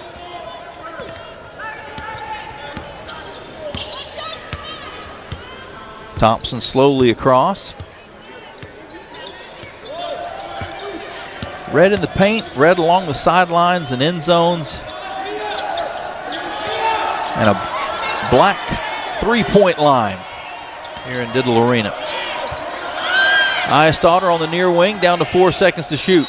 She spins her way in, but there's going to be a 3-second violation against Stout that will turn it over. 33-27. The Liberty lead, which was as many as 11. It's down to 7. Down to 6, I'm sorry. Down to 6 points. Couple minutes into this third quarter. Kadur near side, goes cross court to Schelling. Now to Legdy. Her long two is off the mark. She got her own rebound, gives back to Kadur. Now to Rowe, to Kadur. She's kind of dared to shoot, doesn't. Passes it off. Now she'll take the three, and it's an air ball. Liberty with the board. Thompson across half court. She dribbles to the far side and then skips it back near wing to Eyestaughter, who stepped out of bounds. Flames now with 11 turnovers. WKU is up to 10 points off of those Liberty turnovers. WKU back on offense. Rowe, far side to Schelling, and she lost the handle out of bounds. Unforced turnover gives it back to Liberty. 6:50 to go in the third quarter. Flames lead is down to 6, 33-27, and basketball has gotten a little sloppy here in the third. Eyestaughter to Leon, who has come in for a theme. Out of Thompson, back to Leon, fakes the three, drives in, runs into her own teammate, and that forced her into maybe a little more difficult shot. She comes up short. WKU with the basketball. A little bit of a spacing issue for Liberty offensively. WKU goes in the corner to Kadur. She's going to try to back her way in on Eyestaughter and makes the shot over the top of her. That was not an easy shot, and we've got a 4-point game. A little reminiscent of last night when the Liberty men won in this building, but had a healthy lead in the first half, saw that lead evaporate.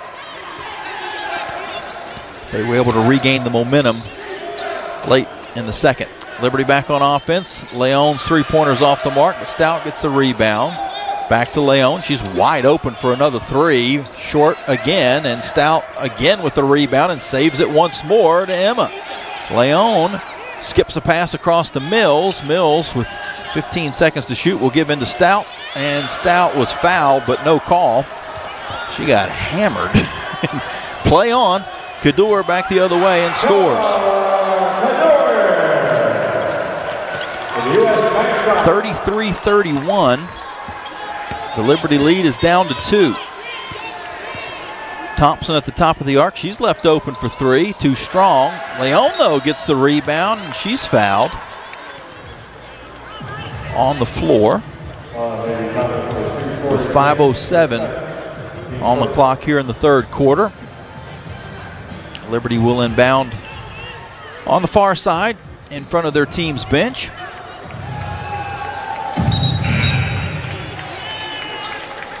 Substitution for the Lady Toppers. Maya Pratcher will come back into the game. Tori James exits. Liberty inbounds and now rolls into the offense. On the near wing, Leon. Up top to Eyestaughter. Far wing to Thompson. Thompson in the middle to Leon.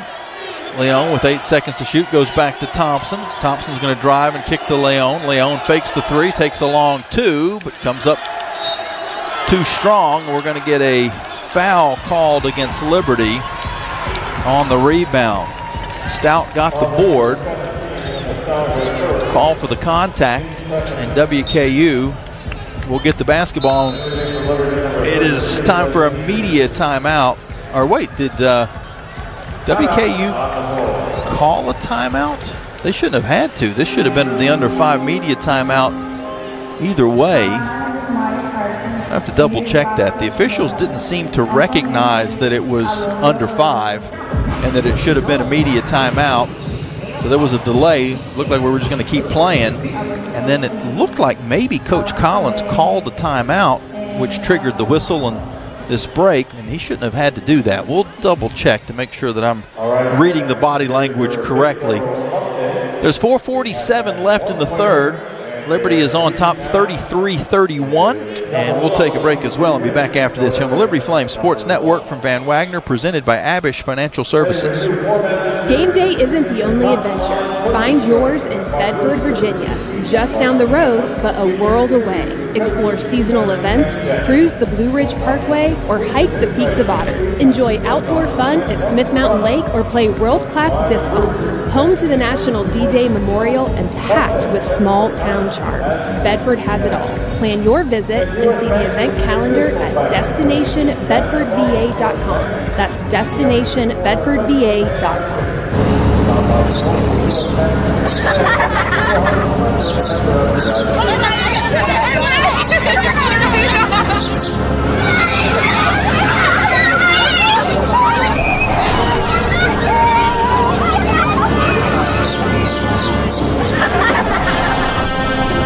Rogers Heating, Cooling, Electrical, and Plumbing. Your local HVAC experts. Online at callrogers.com. Have you downloaded the Liberty Flames mobile app? If not, what are you waiting for? The Liberty Flames mobile app is your lifeline to Flames athletics. Get the latest news on your favorite teams. Find upcoming schedules. Buy and download tickets to the next game. Listen to podcasts and hear our online Liberty Flames Sports Network audio broadcasts. Takes a long 3. Got it! From 30! And the Flames lead! It's all on the Liberty Flames mobile app. Download it for free from your mobile app store today. Now back to Lady Flames basketball from Van Wagner on the Liberty Flames Sports Network, presented by Abish Financial Services. 4:47 on the clock here in the third quarter. And that timeout was a media timeout. I think what was confusing is the official by the scores table, the official on this side of the court, neither, I think, realized that it was under 5. But the official that was actually in the far corner of the court, right next to the WKU bench, probably because the Hilltoppers staff asked about it, is the reason the whistle was then blown. So it looked like it happened right in front of the coaches in the far corner to make it seem as if maybe a timeout had been called, but I think they just brought it to their attention.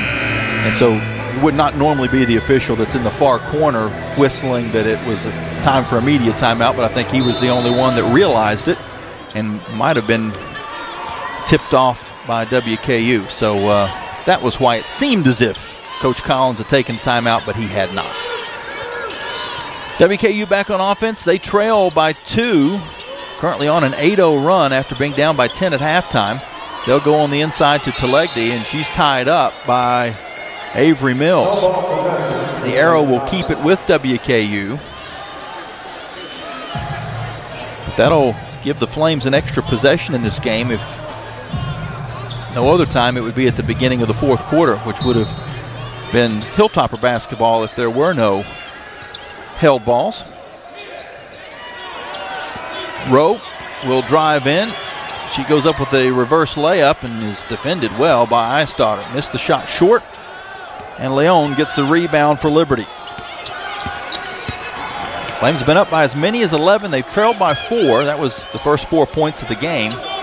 And they currently lead by 2 with 4:05 on the clock and it running here in the third quarter. Leon with 10 seconds to shoot goes to Athene. Back to Leon. Leon crosses it over, takes it into the paint, and draws the foul.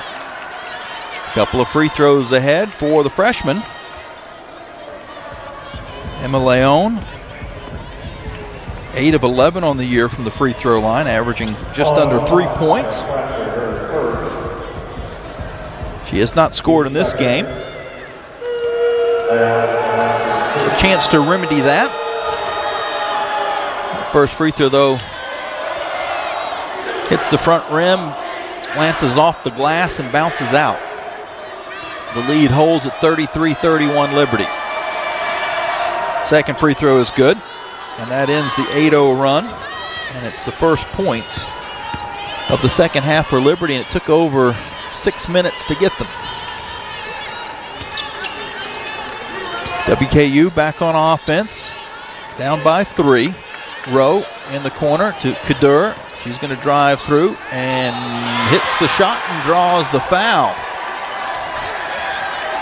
She'll have a chance to tie this ball game up.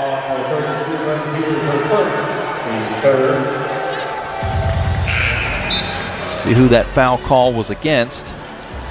Both Athene and Leon are playing with 2 fouls. Thompson's on the bench for the Flames with 2. James has 2 for WKU, but it was actually Peters who picked up her first personal foul. Free throw is good, and we're tied at 34. So a 10-1, or correction, an 11-1 run. Liberty on offense. Leon on the far side. Flames scoring with the goal to our right. Leon gives to Peters. Peters with a couple of dribbles. Hands off to Mills. Mills takes it towards the paint. Back up to Athene for 3. It's off. And the rebound is pulled in by Maya Pratcher for WKU. Lady Toppers back on offense. Flames have not scored a field goal in the third quarter. Saw a similar drought in the first half against Delaware after Liberty had opened up a lead early in the ball game. Kadur on the drive, missed the shot, hung on the rim and fell off. Highest-Daughter with the board for Liberty, and then she throws the ball away. She was double-teamed under the basket and had lost her dribble. Tried to lob to Athene, but lobbed it out of bounds.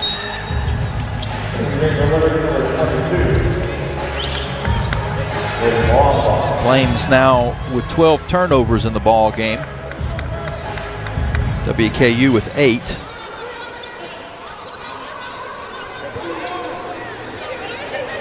And the Lady Toppers have a chance to take their first lead since early on. They go to Telegdi. Her jumper falls off the rim though. And the Flames get the board. Flames have a 31-21 rebounding edge. Athene at the top of the arc. She pulls it back outside. Now spins and bounces it to Liddy Mwamba, who just checked in. She'll take a baseline jumper that's too strong. And WKU with the board. Now the Flames 8 minutes without a field goal. On the near side, Telegdi bounces it into Kadur, and she traveled.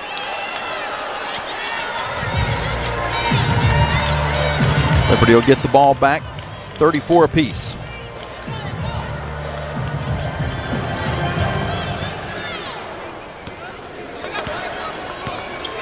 The Flames had a 7-0 run of their own at the end of the first quarter. That's what opened up the initial lead for Liberty. A sizable lead, I should say. They led by a few points prior to that run on occasion. There's a whistle and a foul against WKU with 1:42 on the clock in the third quarter.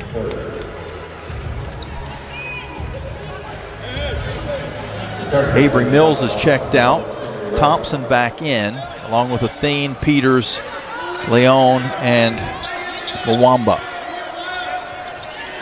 Goes far side to Leon. Now up to Peters. Peters with a couple of dribbles, hands back to Thompson. Thompson with 8 seconds to shoot. Around a screen to the near wing to Mwamba. Back up to Leon. Leon's going to drive and goes to the right side, but has it poked away and stolen by the Lady Toppers. They have a nice little bit of fast break offense as Rowe gets it to Eni Ahervua, the freshman from Finland, with her first 2 points, actually first minutes of the game for her, and WKU has retaken the lead. They're up 36-34 as this third period winds down. The Flames has not made a field goal yet. Leon at the top of the arc. She's going to drive through and draw a foul.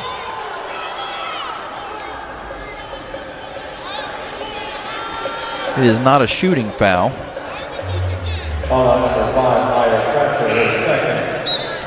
It's 2 on Pratcher. Flames have scored 1 point in the third quarter. They've been outscored 13-1 after leading by 10 at halftime. Athene lobs it up to Leon. About a 24-second difference between the shot clock and game clock as we wind down the third. Athene hesitates, penetrates, flicks it up, and the shot goes in and out. The rebound is out of bounds to WKU. So the Flames are trying to play 2 for 1 in that spot. They do accomplish that, but the rim was not kind to Athene. The Hilltoppers have it with about a 6-second difference between the shot clock and game clock. Far side of the court, James to Rowe, now near wing to Ahervia. She'll try a 3, it's off the mark, and Peters gets the rebound for Liberty. Almost knocked loose, but Mwamba has it. She'll hand off to Thompson, and the ball's loose on the floor. And now back to Mwamba, over to Leon. Leon, cross-court pass to Athene. 2 seconds to shoot. She drives in and draws a foul with 9/10 on the clock. 2 free throws ahead for Claudia Athene.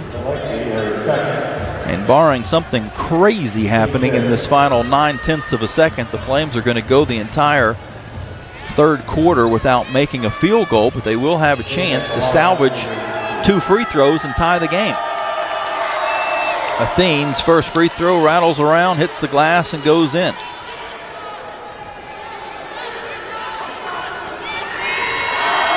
It's only the second point of the quarter for Liberty.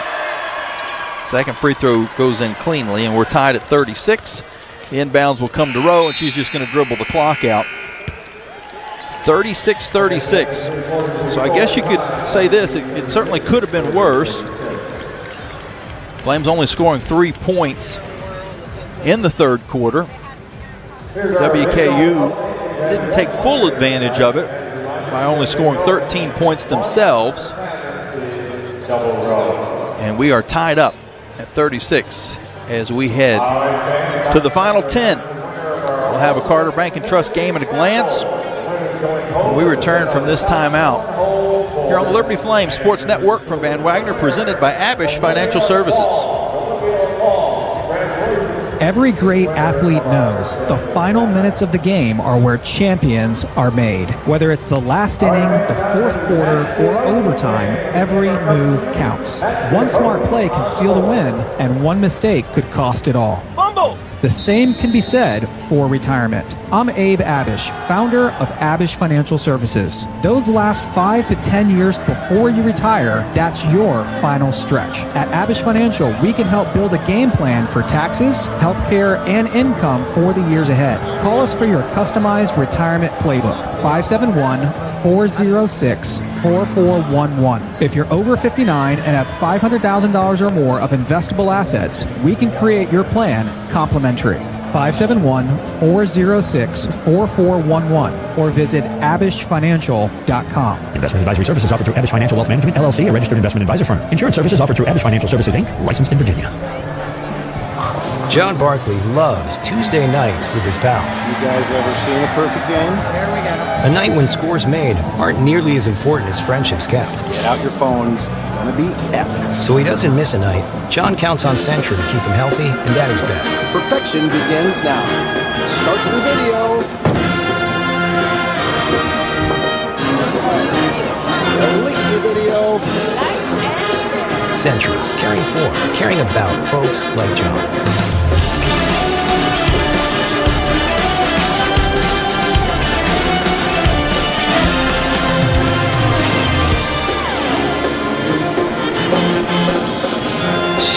Just about ready for the fourth quarter. Flames would like to flush what happened in the third. They didn't make a field goal. Just 3 free throws, and saw their 10-point lead at halftime not only evaporate but go into a WKU lead in the waning seconds before the Flames hit 2 free throws to tie the ball game up going in and out of the fourth. Emma Leon's free throw, about a minute to go, or a little bit more than that, was the first bench point for either team in the game. Since then, WKU has had a basket from their bench. Emmy Stout has got her fourth career double-double, third this season. She's got 11 points and 10 rebounds to lead all scorers. Kader's 10 and Telegny's 8. Tops the tops.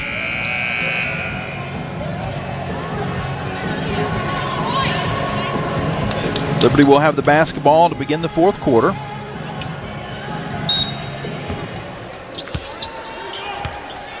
Flames have the starting 5 out there. Eisstotter will give off to Stout. Stout hands to Athene. Athene with 15 seconds to shoot will dribble around a screen and kick into the corner to Thompson. Thompson for 3, air ball. But Stout gets the rebound with 7 seconds to shoot. She'll have to hurry. Takes a dribble, gives to Thompson. Far side to Eisstotter for 3. Short again. And WKU with the rebound. Flames have gone almost 11 minutes without making a field goal. They hit one with about a second to go, maybe less than a second to go at the end of the first half. Haven't hit one since. They've got 9:14 on the clock in the fourth. And a foul called against Liberty on the floor.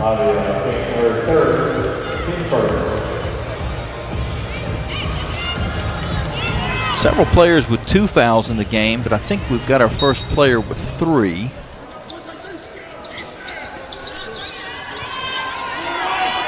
Just didn't hear who it was. I heard the PA announcer say third foul. We'll have to see once the stats update who the foul was against. WKU, a reverse lay-in is an air ball. Rebound, though, to the Toppers. They'll drive through and get a shot by Telegny to fall. WKU back up. 38-36. It was Athene who picked up her third personal foul on that previous possession. Eisstotter, near side to Athene. She dribbles to the near wing, now takes it down towards the paint, gives back out to Thompson. Thompson's going to drive through, up on the right side, and scores. Jacayla Thompson ties the ball game up at 38 apiece.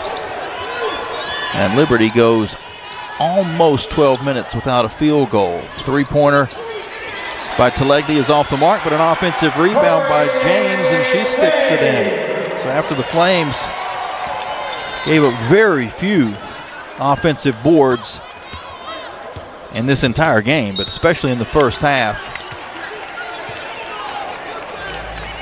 they've given up a couple here in the third and fourth quarter, I should say in the fourth quarter now, that led to some points. We've got a foul on Rowe. With 8:04 to go and WKU leading 40-38.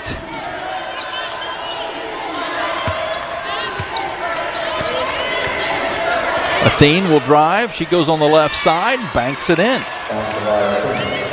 So the Flames offense starting to click a little bit, which is good news.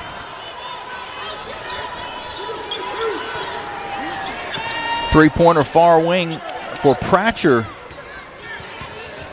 Clangs off the back of the rim, and Liberty with the rebound.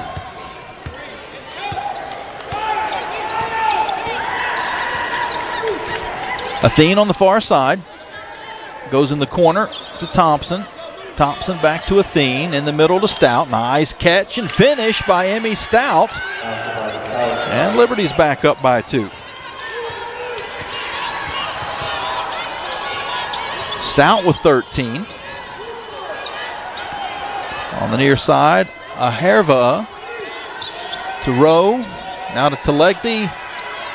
Over to Pratcher. Pratcher slides into the paint and slid too much. Traveling violation. Gives it back to Liberty.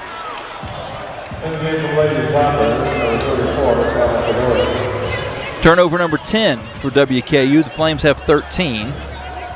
Liberty's up 42-40. Thompson slowly across half court.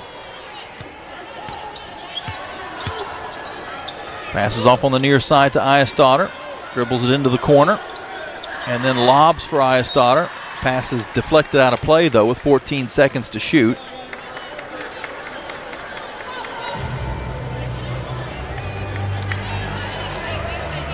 Liberty will put it in play on the baseline. Inbound pass comes to Stout.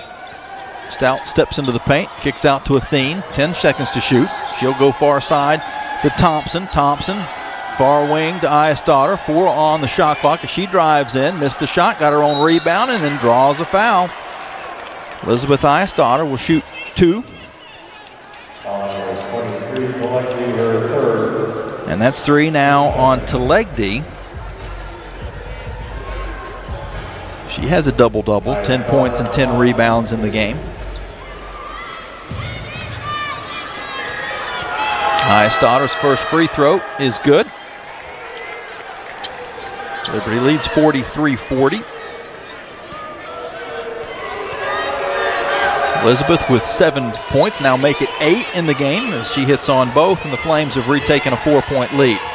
WKU quickly down court. They get an open three-pointer, but it's off the mark. The rebound, though, deflects right back to Aherva, and she scores.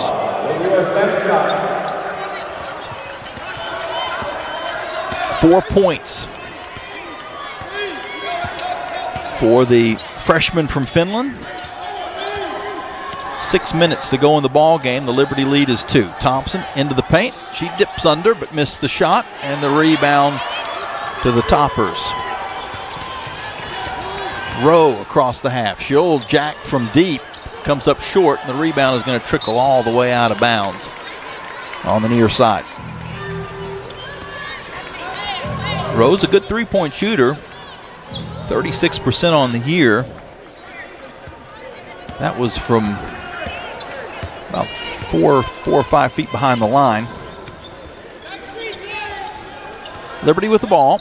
Athene into Stout. Nice catch and finish by Emmy Stout. Give the assist to Claudia Athene. Liberty's back up by 4. Kadur, she's going to drive for WKU, and her reverse lay-in is good. Back to a 2-point game, 46-44.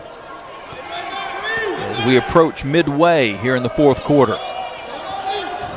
Stout drives in, contact on the far side, no call either way. Not sure how that wasn't something. Back the other end, Kadur's shot is off the mark, and Liberty gets the rebound.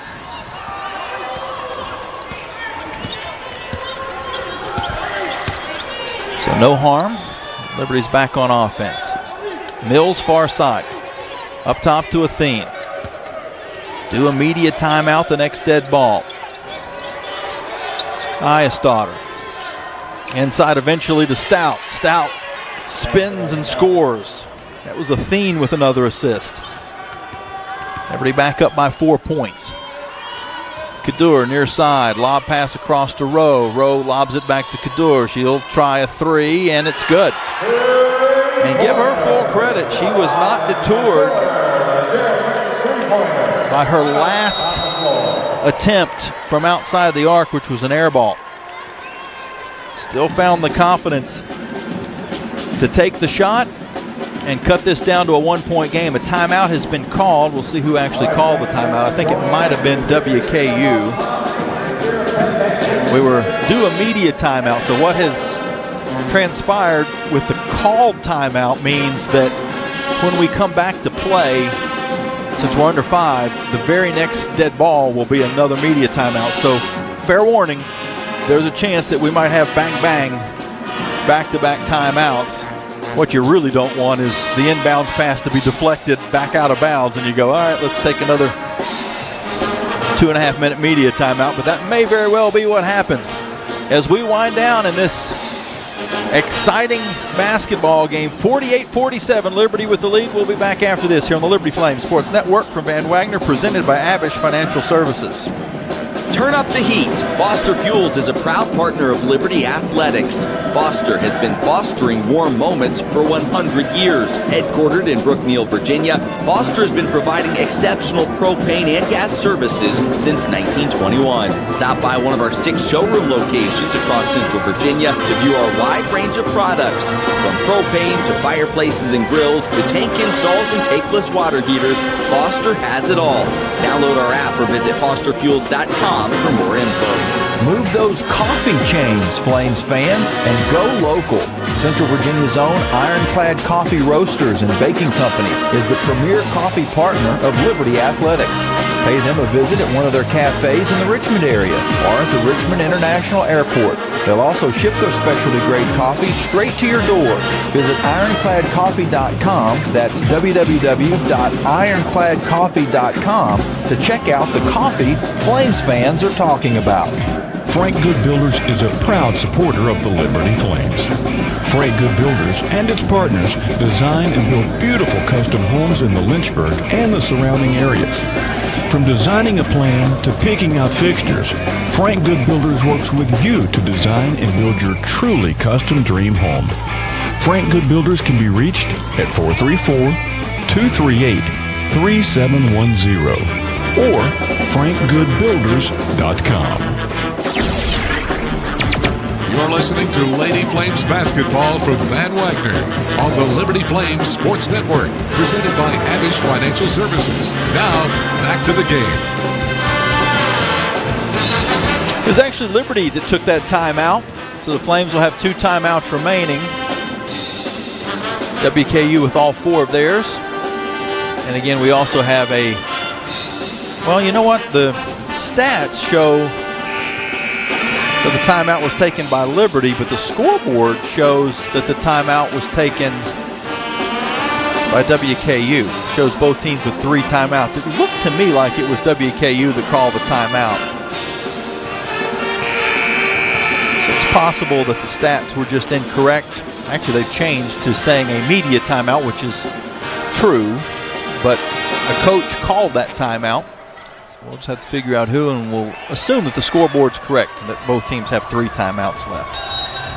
The lead is 1. The Flames are up 48-47. 4:14 to go in the ball game, and Liberty on offense, wearing the red unis, white numbers, exact opposite for WKU. Mills on the near side, comes up top to Thompson. Liberty attacking the goal to our right. Now far wing to Athene. To Eyestader. Backdoor pass to Mills. Nice catch, but missed the shot. Good offense. The Flames just couldn't finish. The lead holds at 1 as WKU pulls in the rebound. At the top of the arc, Schelling goes far side to Aherva. Eventually back around to Schelling on the near wing. She picks up her dribble with 8 seconds to shoot to Aherva, to Legdi. To Legdi, hands off to Kadur. She's going to try to drive through, flings it up and didn't hit anything. Shot clock expires and the Flames will get the ball back. Great defense by Liberty. They hold on to a 1-point lead.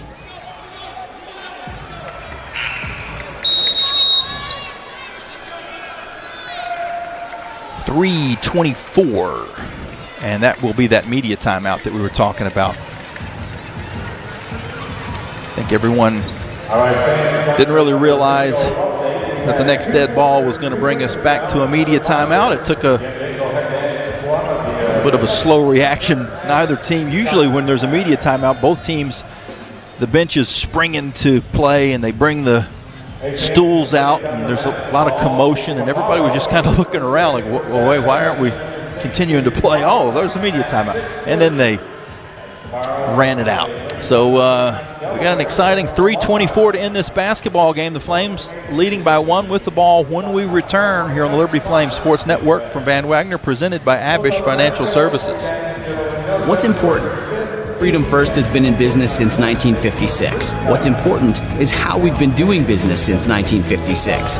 Since day one, we have been accountable to our members, not stockholders. We make loans that cost less, offer savings plans that pay more, and give back to our community, and that hasn't changed. What has changed is our ability to serve you with more locations and more technology to simplify your financial life. Freedom First. It's a place where anyone in our region can bank for good. Hey, Flames fans, Gentry Lock is fired up to join in the excitement this season. Gentry Lock Attorneys knows it's all about preparation, precise teamwork, and a competitive spirit for the hard-fought wins. We've got that down. With our fierce drive to succeed, uncommon thinking, and extensive resources, Gentry Lock helps businesses thrive. We are downtown at 801 Main Street, and we serve the Commonwealth and beyond with offices in Roanoke, Richmond, and Norfolk. All the ways Gentry Lock can help clients succeed is waiting for you at GentryLock.com.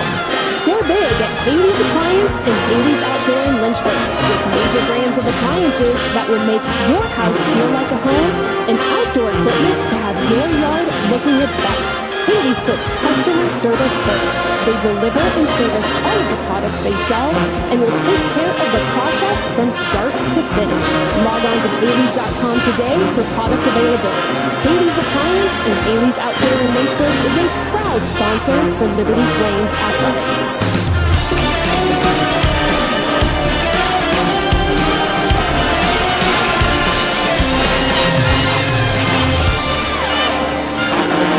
3:24 on the clock in the fourth quarter. Liberty is up on WKU 48-47 in women's basketball. Here in EA Diddle Arena, Bowling Green, Kentucky. Lady Flames will have a short turnaround. They'll play same time tomorrow night against Middle Tennessee down in Murfreesboro. Game moved up because of the impending weather. And the forecast has jumped around a lot. If you go back earlier in the week, which was way too early to start talking about numbers, but the numbers that the models were spitting out was just enormous. 15, 20 inches, 24 inches. As we've gotten closer to the storm, ice has become more of the issue that could cut those numbers down in and around the Lynchburg area, as well as some other places. Flames back on offense. They're going to give it down on the inside to Stout. Stout is able to turn to the basket and score. Another assist to Claudia Thien. Liberty's up 50-47. A huge three-pointer before the timeout by Kadur. Cut it to 1, and the Flames answer with a 2 and lead by 3. Now a 3 from Ahervia is way off the mark. And the rebound ping-ponged off of some noggins before it eventually was secured by Liberty. Iasdottir to Athene, and Athene now runs the offense for the Lady Flames. 2:35 left to go. Thompson's going to drive baseline. She gets all the way out the other side to Athene. Athene up top to Stout.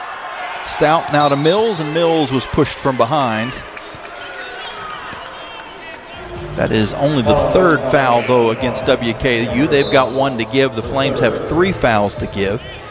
2:25 remaining in the fourth quarter. A 3-point Liberty lead. Athene will inbound right in front of us on the near side of the court. Flames bench on the far side.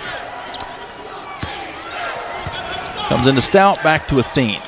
Athene dribbling near half court with 14 seconds to shoot. We'll give off to Mills. Mills tries to find some space. She's going to drive in, though. Gets to the basket and scores. What a dribble drive by Avery Mills to put Liberty up by 5. 2 minutes to go in the game. Top of the arc. Now on the near side to Kadur. Kadur bounces it in the corner to Telegdi. Her three-pointer is good. What an answer from Telegdi. And it is a 2-point game.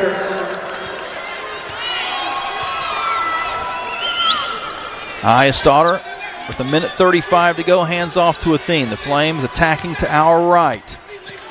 Athene dribbles all the way to the far side of the court with 11 seconds to shoot. She'll step back for three. It's an air ball out of bounds to WKU.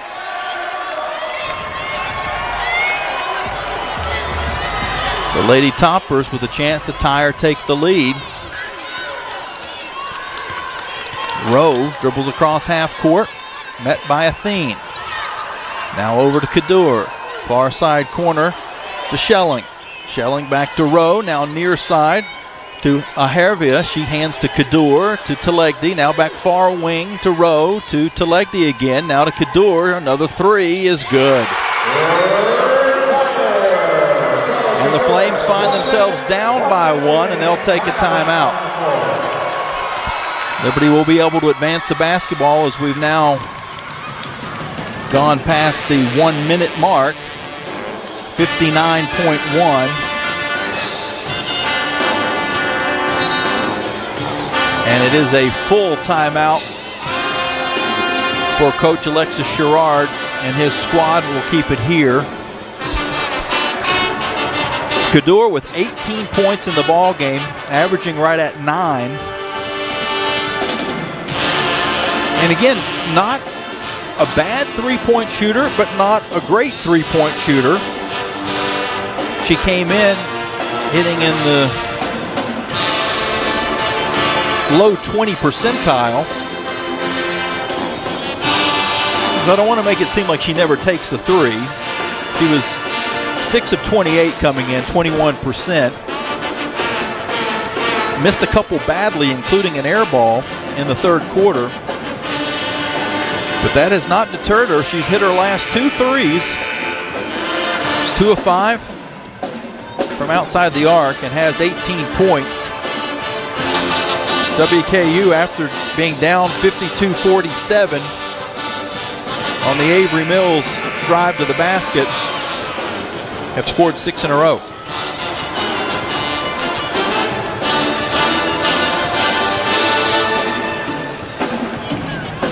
After the break, the Flames will have the starting 5, which is minus Ife Nwabi.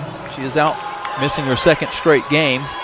Jacayla Thompson playing in her spot. Goes to Stout on the far wing. 50 seconds to shoot, or I should say 50 seconds in the game. 20 seconds to shoot. Thompson near side. And we're going to have an offensive foul called against Liberty. Eyestaughter is called for a push. An unfortunate time to get an off-ball foul. And I say that not knowing, I didn't see the play at all. Whether it was heavy contact or just a ticky-tacky call, but either way, the Flames are going to have to play some defense. 35 seconds and 20 on the shot clock as WKU's running their offense. 2 hour left. Telegdi dribbles at the top of the arc. 10 seconds to shoot. She'll go back far side to Schelling. Schelling down to 6. She drives and has the ball knocked away by Mills. The Flames down by 1 with 18 seconds to go. And a timeout is called by the Flames. Schelling had knocked the ball away from Mills on the near side of the court. And I think she was already celebrating because I think she thought that it had gone off of Mills and out of bounds. When the whistle first blew, I thought there might have been a foul call. There was a little bit of contact on the poke away. But it wasn't that. It was the official on the near side of the court. Royce Blevins saw Coach Sherrard on the far side frantically calling a timeout. There'll be 15.5 left. Liberty down by 1, 53-52. WKU has a foul to give. The Flames, if it came to it, would have 2 fouls to give before WKU would shoot free throws, but hopefully it doesn't come to that. Liberty has Athene, Thompson, Eyestaughter, Stout, and Mills. Mills inbounding right in front of us on the near side. It comes into Stout. Stout in the high post. Over on the far side to Mills. Mills for 3. Got it! Avery Mills drains the tray, and the Flames take a 2-point lead with 9 seconds to go. A mirror image of what happened at George Mason back in December.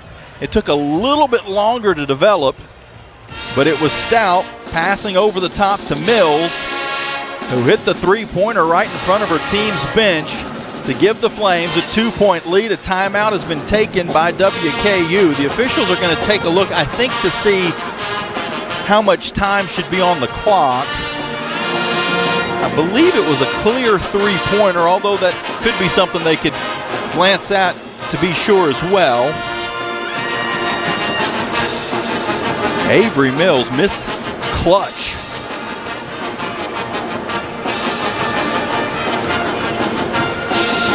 Which could mean something totally different if she was a NASCAR driver. But in this case, it means she comes through with some big baskets when the game's on the line. But there's still a lot of ball game left. There's at least 9.1 as the officials take a look. And with the timeout, WKU can advance the basketball.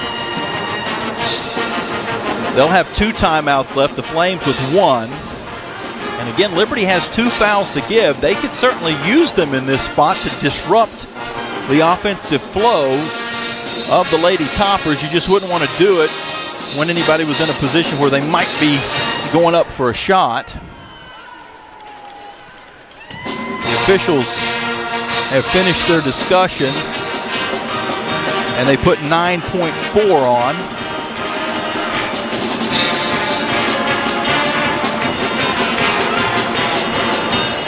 And they're still talking with the official score, having a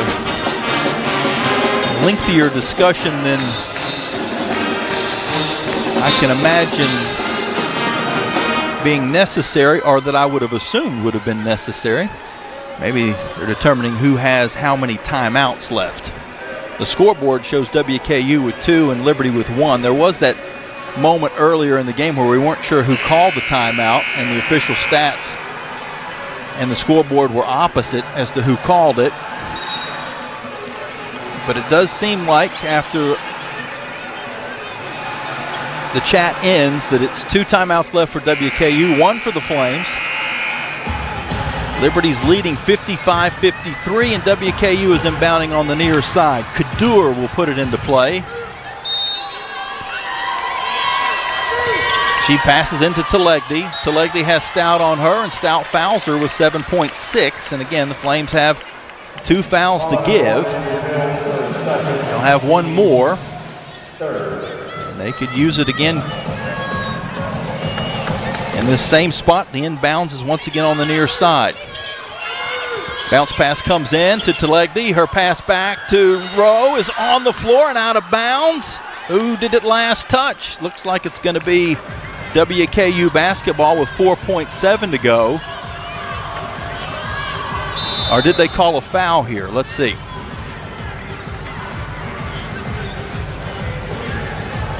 There's a timeout that's been taken by WKU.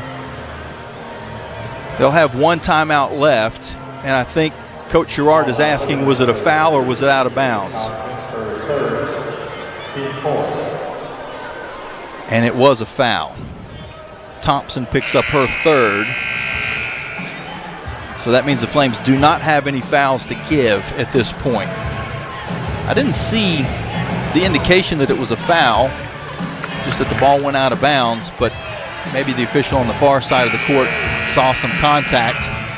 Either way, Liberty had that foul to give, and they were actually trying to foul. They were trying to be very aggressive and steal the basketball. They almost got the steal. Now there's 4.7, same lineup, and Kadur will put it in play in the exact same spot on the near sideline. Having a little trouble getting it in, and they barely do it. It's stolen away by Thompson. Thompson picks up the basketball, gives to Mills. The horn sounds, and the Flames sneak out of Bowling Green with a victory. And they did it on the defensive end in the final seconds. Used their 2 timeouts to perfection. Or I should say, used their 2 fouls to give to perfection. And then Jakayla Thompson, who is in this lineup because of Ife Nwabi being injured, comes up with a big-time play to seal the deal, and the Flames get the 2-point win, 55-53. We'll take a break and be back with the post-game show brought to you by Coca-Cola right after this here on the Liberty Flames Sports Network from Van Wagner, presented by Abish Financial Services.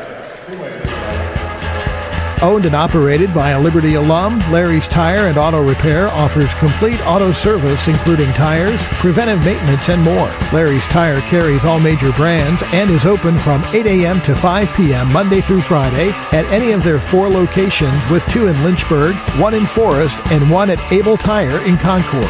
More information on Larry's Tire is available at larrystireservice.com. The light from a star can take millions of years to reach Earth.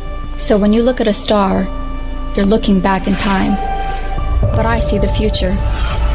I see exploration and courage. I see my country finding new horizons out there. And I see giant leaps making a comeback. I see myself. The future is where I'll make history. This message is brought to you by the United States Space Force. More information is available at spaceforce.mil. Bring in the new year with a new vehicle from Lynchburg Nissan. We make buying simple and easy. And right now, Lynchburg Nissan is offering up to $10,000 off MSRP, 0% for 60 months on multiple models, and up to 130% of fair KBB for your trade. Get up and get on over to Lynchburg Nissan while the best selections are still available. And don't forget, Lynchburg Nissan is home of the 1 million mile warranty. Stop by, call, or visit LynchburgNissan.com now. LynchburgNissan.com. The doctors at Crossroads Family Dentistry say go Flames and good luck this season. Stephen Hatch, James Peary III, Trey Woolwine, and Carol Roberts have over 50 years of experience serving Lynchburg and the surrounding area. Their dental office in Forest is open and ready to serve you. Crossroads Family Dentistry provides all family and cosmetic dental needs and accepts major dental insurances. They're located at 14761 Forest Road in front of Brauburgers. More information is available at CrossroadsFamilyDentistryVA.com. Flames Nation, this is Liberty Women's Basketball head coach Alexis Sherrard. The Sherrard family are proud Flame Club members and invite you to join in training champions for Christ both on and off the court. Whether you're at the game or cheering from home, your support is valuable and directly impacts our student athletes. Membership starts at $75 and comes with great benefits like access to premium seating, hospitality, and parking privileges. Join today. Visit libertyflamesclub.org.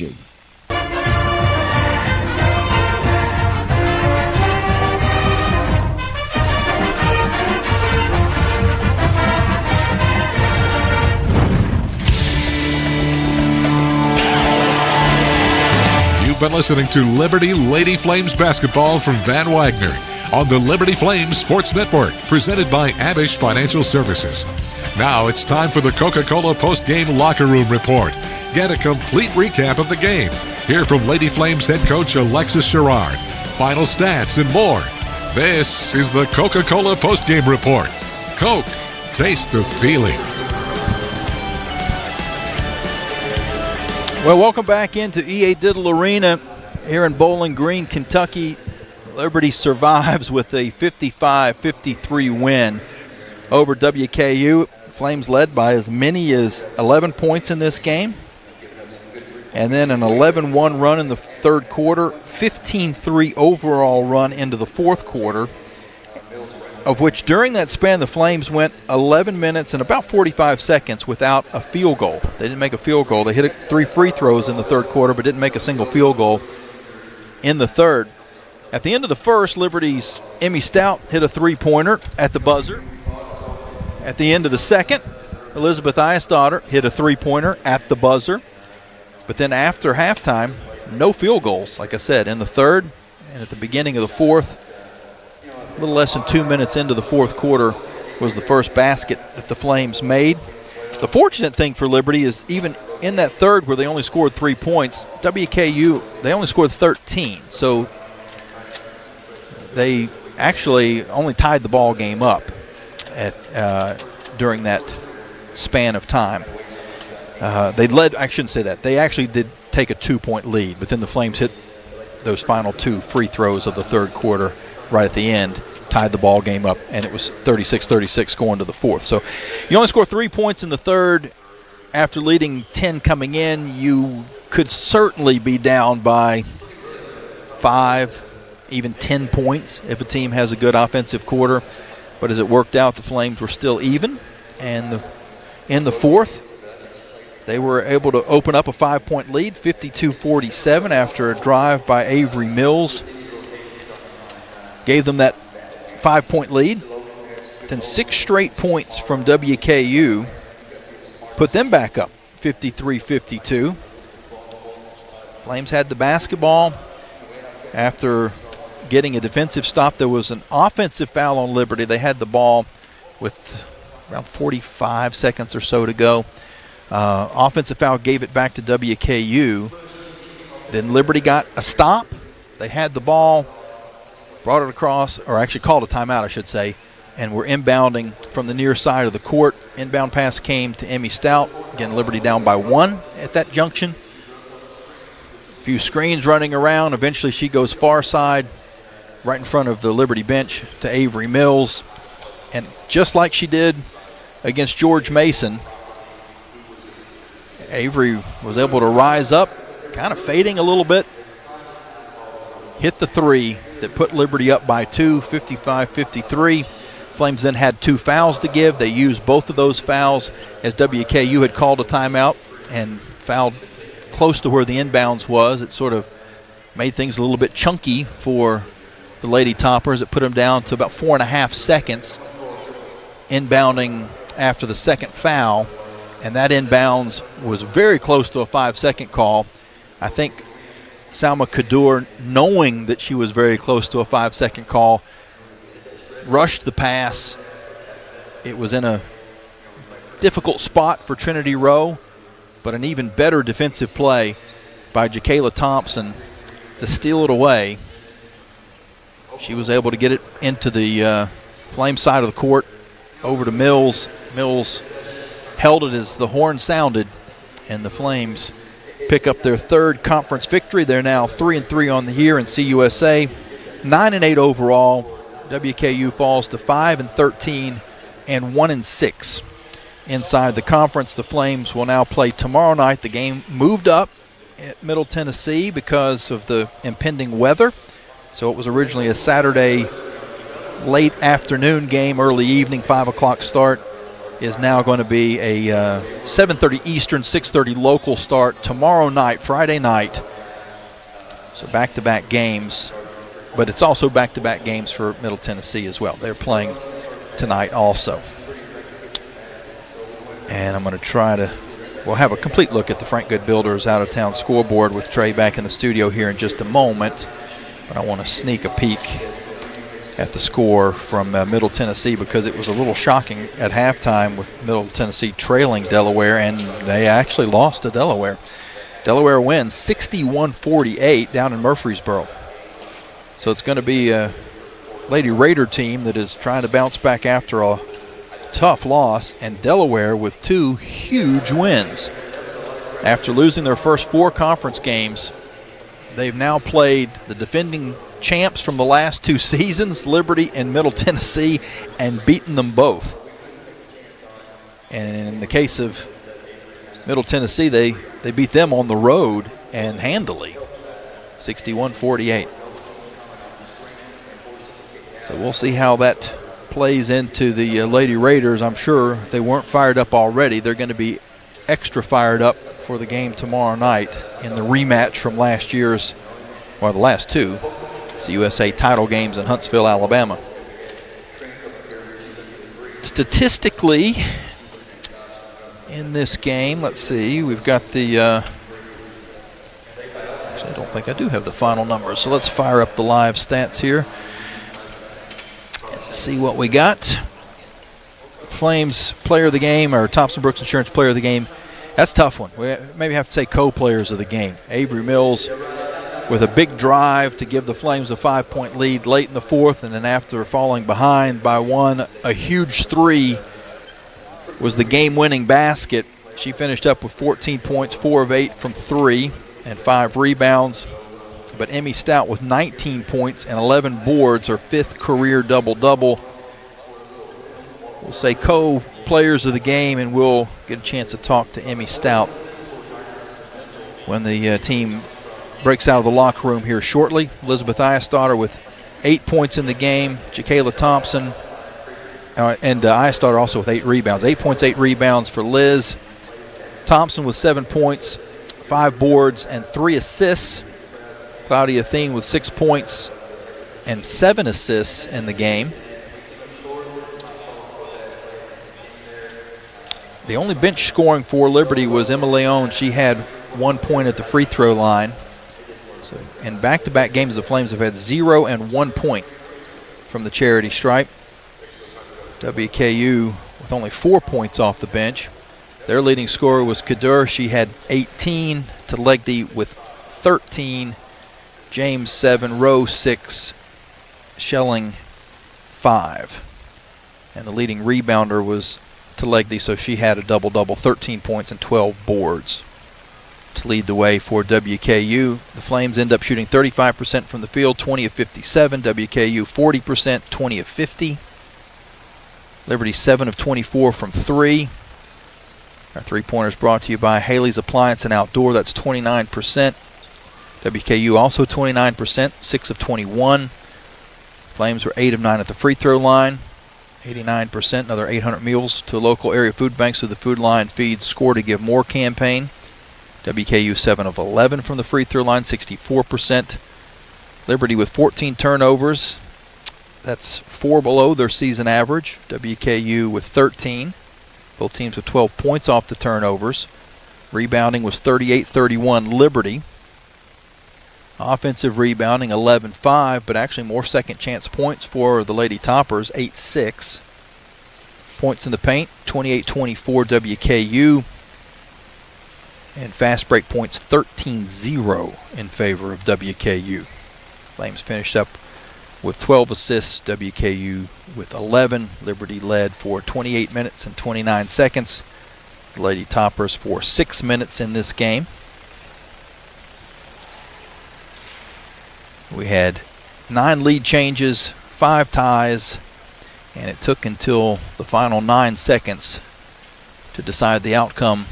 The game-winning shot by Avery Mills as time was winding down.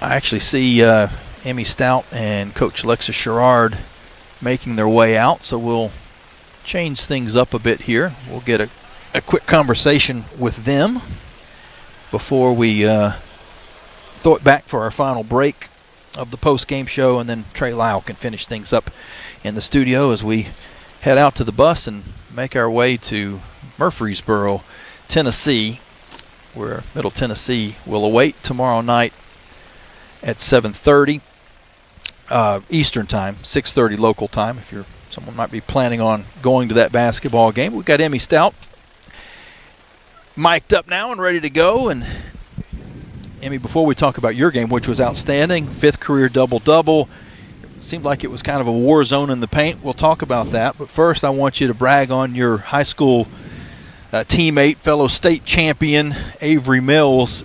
And you were a big part of that play, too. But was that exactly what we saw at George Mason, or a little bit of a wrinkle to what we saw at George Mason? Because the outcome was the same. You found Avery. She kind of is fading off and hits a three-pointer, and everybody's celebrating after that. Yeah, I think, well, it was definitely the same play, and it was the same end goal. I honestly didn't think she'd be open. I thought that she'd be covered, so I wasn't looking for it at first. But when I saw her wide open, I was like, dang, I got to get her this ball because I know she can make it. And she did, and that really brought the energy for this team. And we all know she can shoot it. We all have that confidence in her. Usually, I would say, well, I don't know, you tell me. I wasn't at very many or any. I don't know if maybe it was at one of your high school games. How many times you were assisting her, because probably she assisted you more than you assisted her, but at the same time, that play where you've got the height advantage over just about everybody and you can have the vision of the court, and I don't want to get into the details of it. I don't want to spoil anything or give away any secrets, but I'm sure there are more than just one option there. Do you kind of relish that role of being the facilitator in that spot? I don't know if I'd say I'd relish it. It's more of like a nerve-wracking thing. I know I need to make a good pass. I need to find the open person. But luckily for me, every single one of my teammates can shoot the ball. So when I see someone open, I have full confidence. I know they can make that shot. Now let's get back to your game.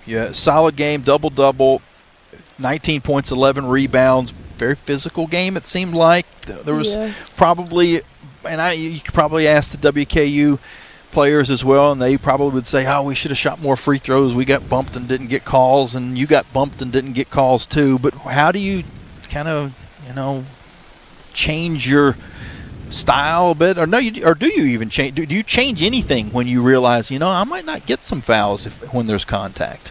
I think I more so focus on just finishing through the contact. If I have one shot and I get fouled, I'm like, okay, now I know that the refs aren't really going to give me the call. I make sure to go in more physical, or I also know that kick out right back to a teammate because I know they'll probably be open if help is coming over to me. But yeah, it was definitely a physical game for all of us. Is it fair to say, though, that as long as it's consistent, if you know from the first minute of the game to the last minute of the game, this is not going to be a foul tonight. Other nights this might have been a foul, but as long as it's consistent that you can adapt to that? Oh, yeah. I love a physical game. So if I see it firsthand, I already know how to play it. And if they were to change it up with different people, that's more annoying for me. But knowing that I have the one player or all of them that are going to be physical, it's easy to know what to do.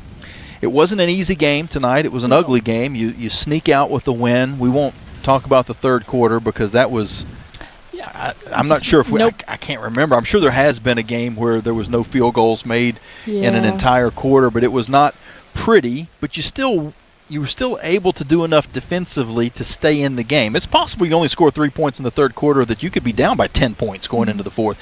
But the defense seemed to really kind of, clock in tonight more so than we saw in the last two games. I'm sure from a defensive standpoint, you guys could not have been happy with the way Louisiana Tech and Delaware went. Yeah, I mean, what I love about this team is even though we didn't score that much in the third quarter, like we brought it back in the fourth quarter, we brought the win. And I think what's really important for us, as long as we stay encouraging and staying supportive of each other, no matter if we have a really bad quarter, I know we can bounce back and get it. And we'll certainly be coming for Delaware and Louisiana again. You get that. Well, the problem is Louisiana Tech, you don't get to play them again until potentially we'll see them in conference. In the tournament. So, they're going to be. They better be. They're pretty good, so they'll probably have it'd be tough not to win it if you're going to. You'd have to go through them to win it, is guess what I'm trying to say. Last thing for you, quick turnaround with the ice storm and the snow coming and all that. You're playing again tomorrow night, but this is very similar to what you're going to face in the conference tournament, and the same thing that you faced last year, playing on, I forget what night of the week was it. Was it a Saturday, Sunday, or was it a Friday, Saturday? It's been so long I've slept 350 times since then. But either way, you play one night, you go right back and play the next day. So you got about 24 hours, and you got to travel a little bit down the road, and you're playing a team that you're a little familiar with, I think. I think they've probably had this circled on their calendar, rematch from last year's championship game, and you guys probably have had it circled on yours. Maybe not the circumstances you were expecting with 24 hours and trying to hurry back to beat out a snowstorm, but it should be a fun game. Yeah, I think we're definitely prepared for it. We have great staff, our athletic trainer, our strength coach. They always prepare us, no matter how short of a time frame we have. We're always ready to go, so we're really grateful for them. Sounds good. We'll get some rest, and we'll see you down the road about an hour here in 22 hours or so. Pretty quick turnaround. Emmy Stout, our Thompson Brooks Insurance Player of the Game. Congratulations, and we'll let her exit stage right, and we'll bring in Coach Sherrard and get his thoughts as we finish up the broadcast today. We still have one final break remaining here on the post-game show, and we'll have Trey Lyle finish things up back in the studio with our Frank Good Builders out-of-town scoreboard. Again, tomorrow night's game, 6:30 local here in the Central Zone, and 7:30 back home on the East Coast. As we got Coach Sherrard. And, Coach, they don't ask you if the game was pretty whenever they write it into the record book. It's just a win or a loss. And Coach Danny Rocco once famously said after a close overtime game that maybe he didn't, fans didn't expect to go to overtime, and Liberty won. And He's like, I don't know what everybody's asking about. There's only 2 outcomes in a football game, and quite obviously we won, and that's what we wanted to do, and we're moving on to the next day, and that's a pretty good approach. It wasn't pretty, but you got the win. Yeah, no question. I mean, Western Kentucky, they're a good basketball team, and I'm just very proud of our ladies because the game of basketball is a game of runs. So obviously we had a pretty good run, and obviously they cut the lead.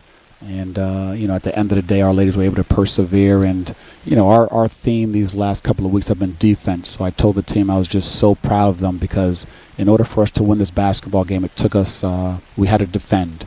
And how fitting is it the last possession we end the game on a steal. So, obviously we want to win every game.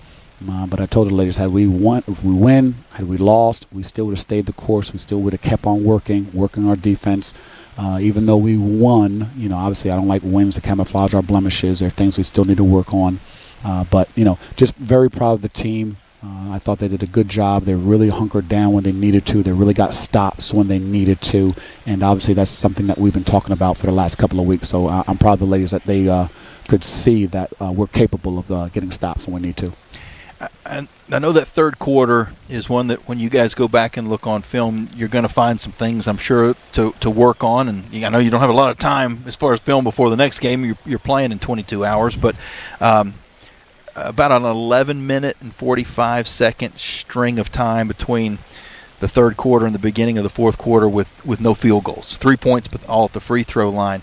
Was it just shots not falling? Was it offense? It seemed like maybe there was a few times that the offense was executing, but it was a little bit too far out, maybe 30 feet from the basket, and then it forced into maybe some shots that the players weren't as comfortable in. This is just me, throwing that out there from a fan standpoint. But were there a few times that maybe it took the girls just a little too long to get the offense rolling outside? Well, a key today was the pace of the game because I felt past games we've been going too fast, shooting too quick. So, obviously they didn't stifle us. We got field goal attempts. We just didn't make them. So, even, with and that's going to happen. I mean, obviously you don't want that to happen. You want to manufacture field goals made.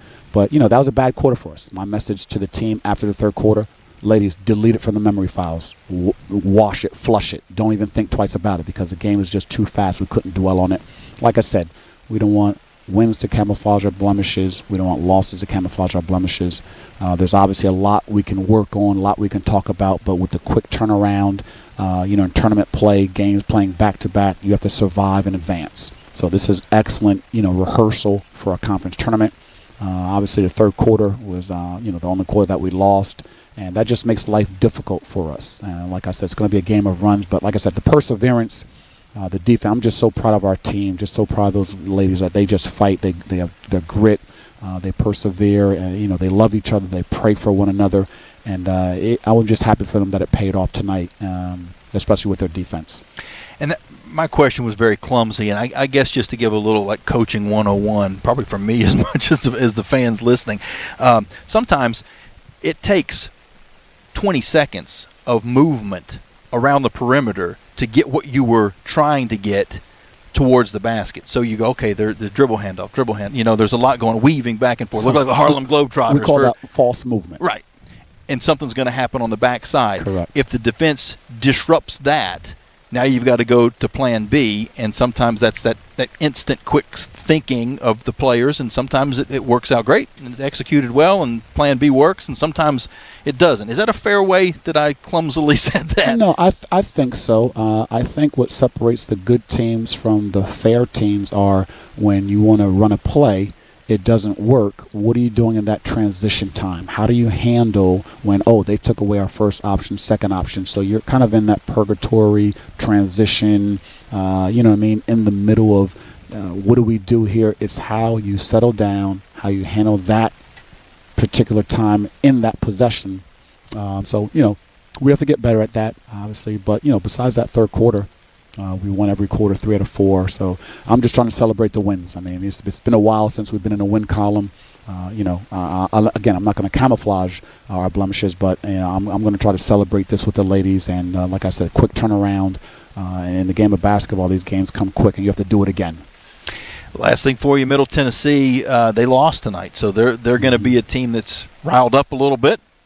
They have the advantage of sleeping in their bed tonight. You're going to have to travel to Murfreesboro, so it certainly seems like that the cards are slightly stacked in their favor, but at the same time, when you get out there, it's just 40 minutes and 5-on-5, and you figure out the outcome. Well, I think we're 3-0 on the road, Jamie. Yeah. Haven't won a home game yet. That's true. That's true. That's a good point. So maybe the cards are in the other direction. Maybe I'm wrong. Yeah. So no, Middle Tennessee, they're a very good team. They've obviously dominated the conference for several years, even prior to us getting in the conference. They do a great job. So I'm not sure what happened in the Delaware game, but I'm sure they'll be locked and loaded and focused on tomorrow, just as we will be, because it's a quick turnaround. About a 90-minute ride. We're trying to get out of here as quick as we can so we can get the ladies in bed as early as possible. But, we got to be ready to play. Got to get ready to do it again. Sounds good, Coach. We'll see you down there. We'll talk more about Middle Tennessee tomorrow. Okay, sounds good. Thank you, Jamie. As head coach Alexis Sherrard. And that's going to wrap it up for us here courtside. We'll take our final break. And when we come back, Trey Lyle back in the studio. We'll wrap up the show and give you a little bit of a preview of what's ahead for tomorrow, as well as the other scores from around the conference and around the country on the Frank Good Builders out-of-town scoreboard. One last time from Bowling Green, Kentucky, the Lady Flames with a 55-53 win over WKU, and Liberty now runs their record to 9-8 on the year, 3-3 in the conference. WKU falls to 5-13, and they are 1-6 in CUSA. Trey Lyle, after this timeout, you're listening to the Liberty Flames Sports Network from Van Wagner, presented by Abish Financial Services. The Liberty Flames thank Segra for their support. Segra collaborates with companies to offer business-only, carrier-grade connectivity, cybersecurity, voice and cloud solutions tailored to meet their diverse needs. Segra offers these solutions across a fiber network that spans 28 states in the U.S. and is headquartered in Charlotte, North Carolina. They can be reached at Segra.com or 833-GO-SEGRA. Segra, a proud partner of the Liberty Flames Sports Network from Van Wagner. True Flame fans know where to shop to show their pride. Shop LibertyFlames.com. We're your one-stop shop for official Liberty Flames merchandise. Plus, all orders ship free. Go red, white, and blue and visit ShopLibertyFlames.com today. That's ShopLibertyFlames.com. ShopLibertyFlames.com is a proud sponsor of Liberty Athletics. For all your Liberty Flames apparel needs, visit ShopLibertyFlames.com today. 11 West is a proud sponsor of the Liberty Flames. 11 West specializes in apparel screen printing, embroidery, sew-on, and flat printing. From the design phase with their graphics arts team to the finished product, 11 West collaborates with each client to craft custom apparel and promotional products. For more information, visit 11west.com, call 540-639-9319, or stop by their location at 6598 New River Road in Radford. 11 West, outfitting America in logo wear.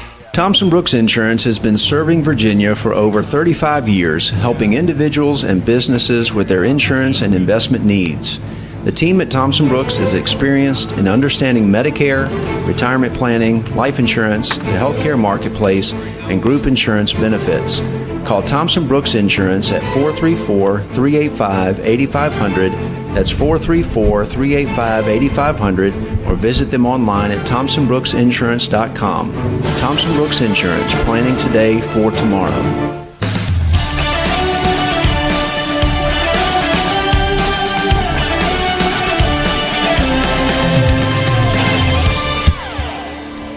Welcome back inside the Liberty Flames studios. One final time, your final score, Liberty 55, Western Kentucky 53. Now time for your play of the game, or should I say plays of the game, because it is the final sequence of the game.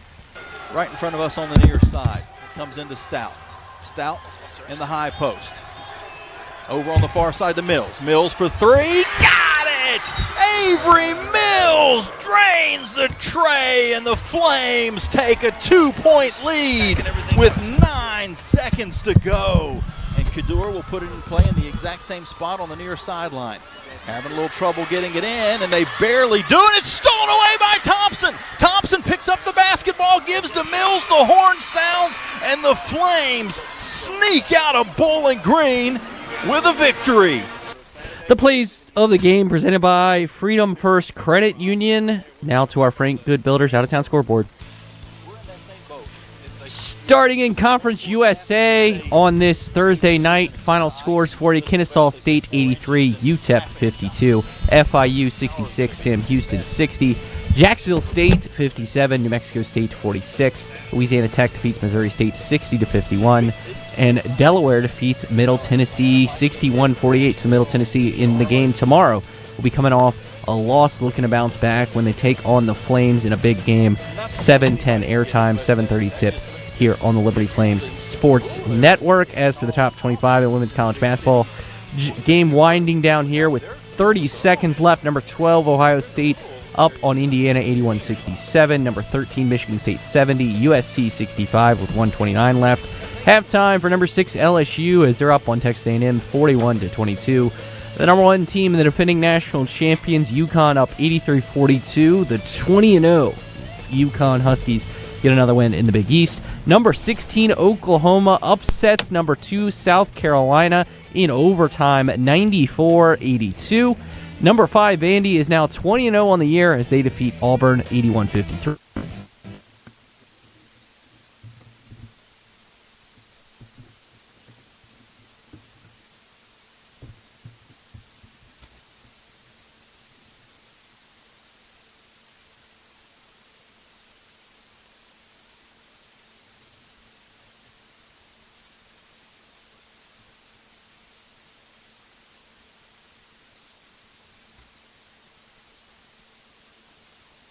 Missouri State currently leads New Mexico State with 2:49 left in the first quarter, 27-22.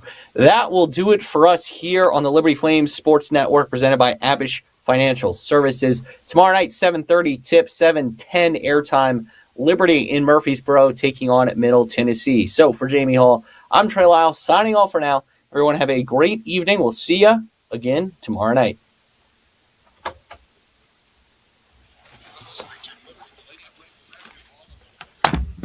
Locker Room Report from Van Wagner on the Liberty Flames Sports Network, presented by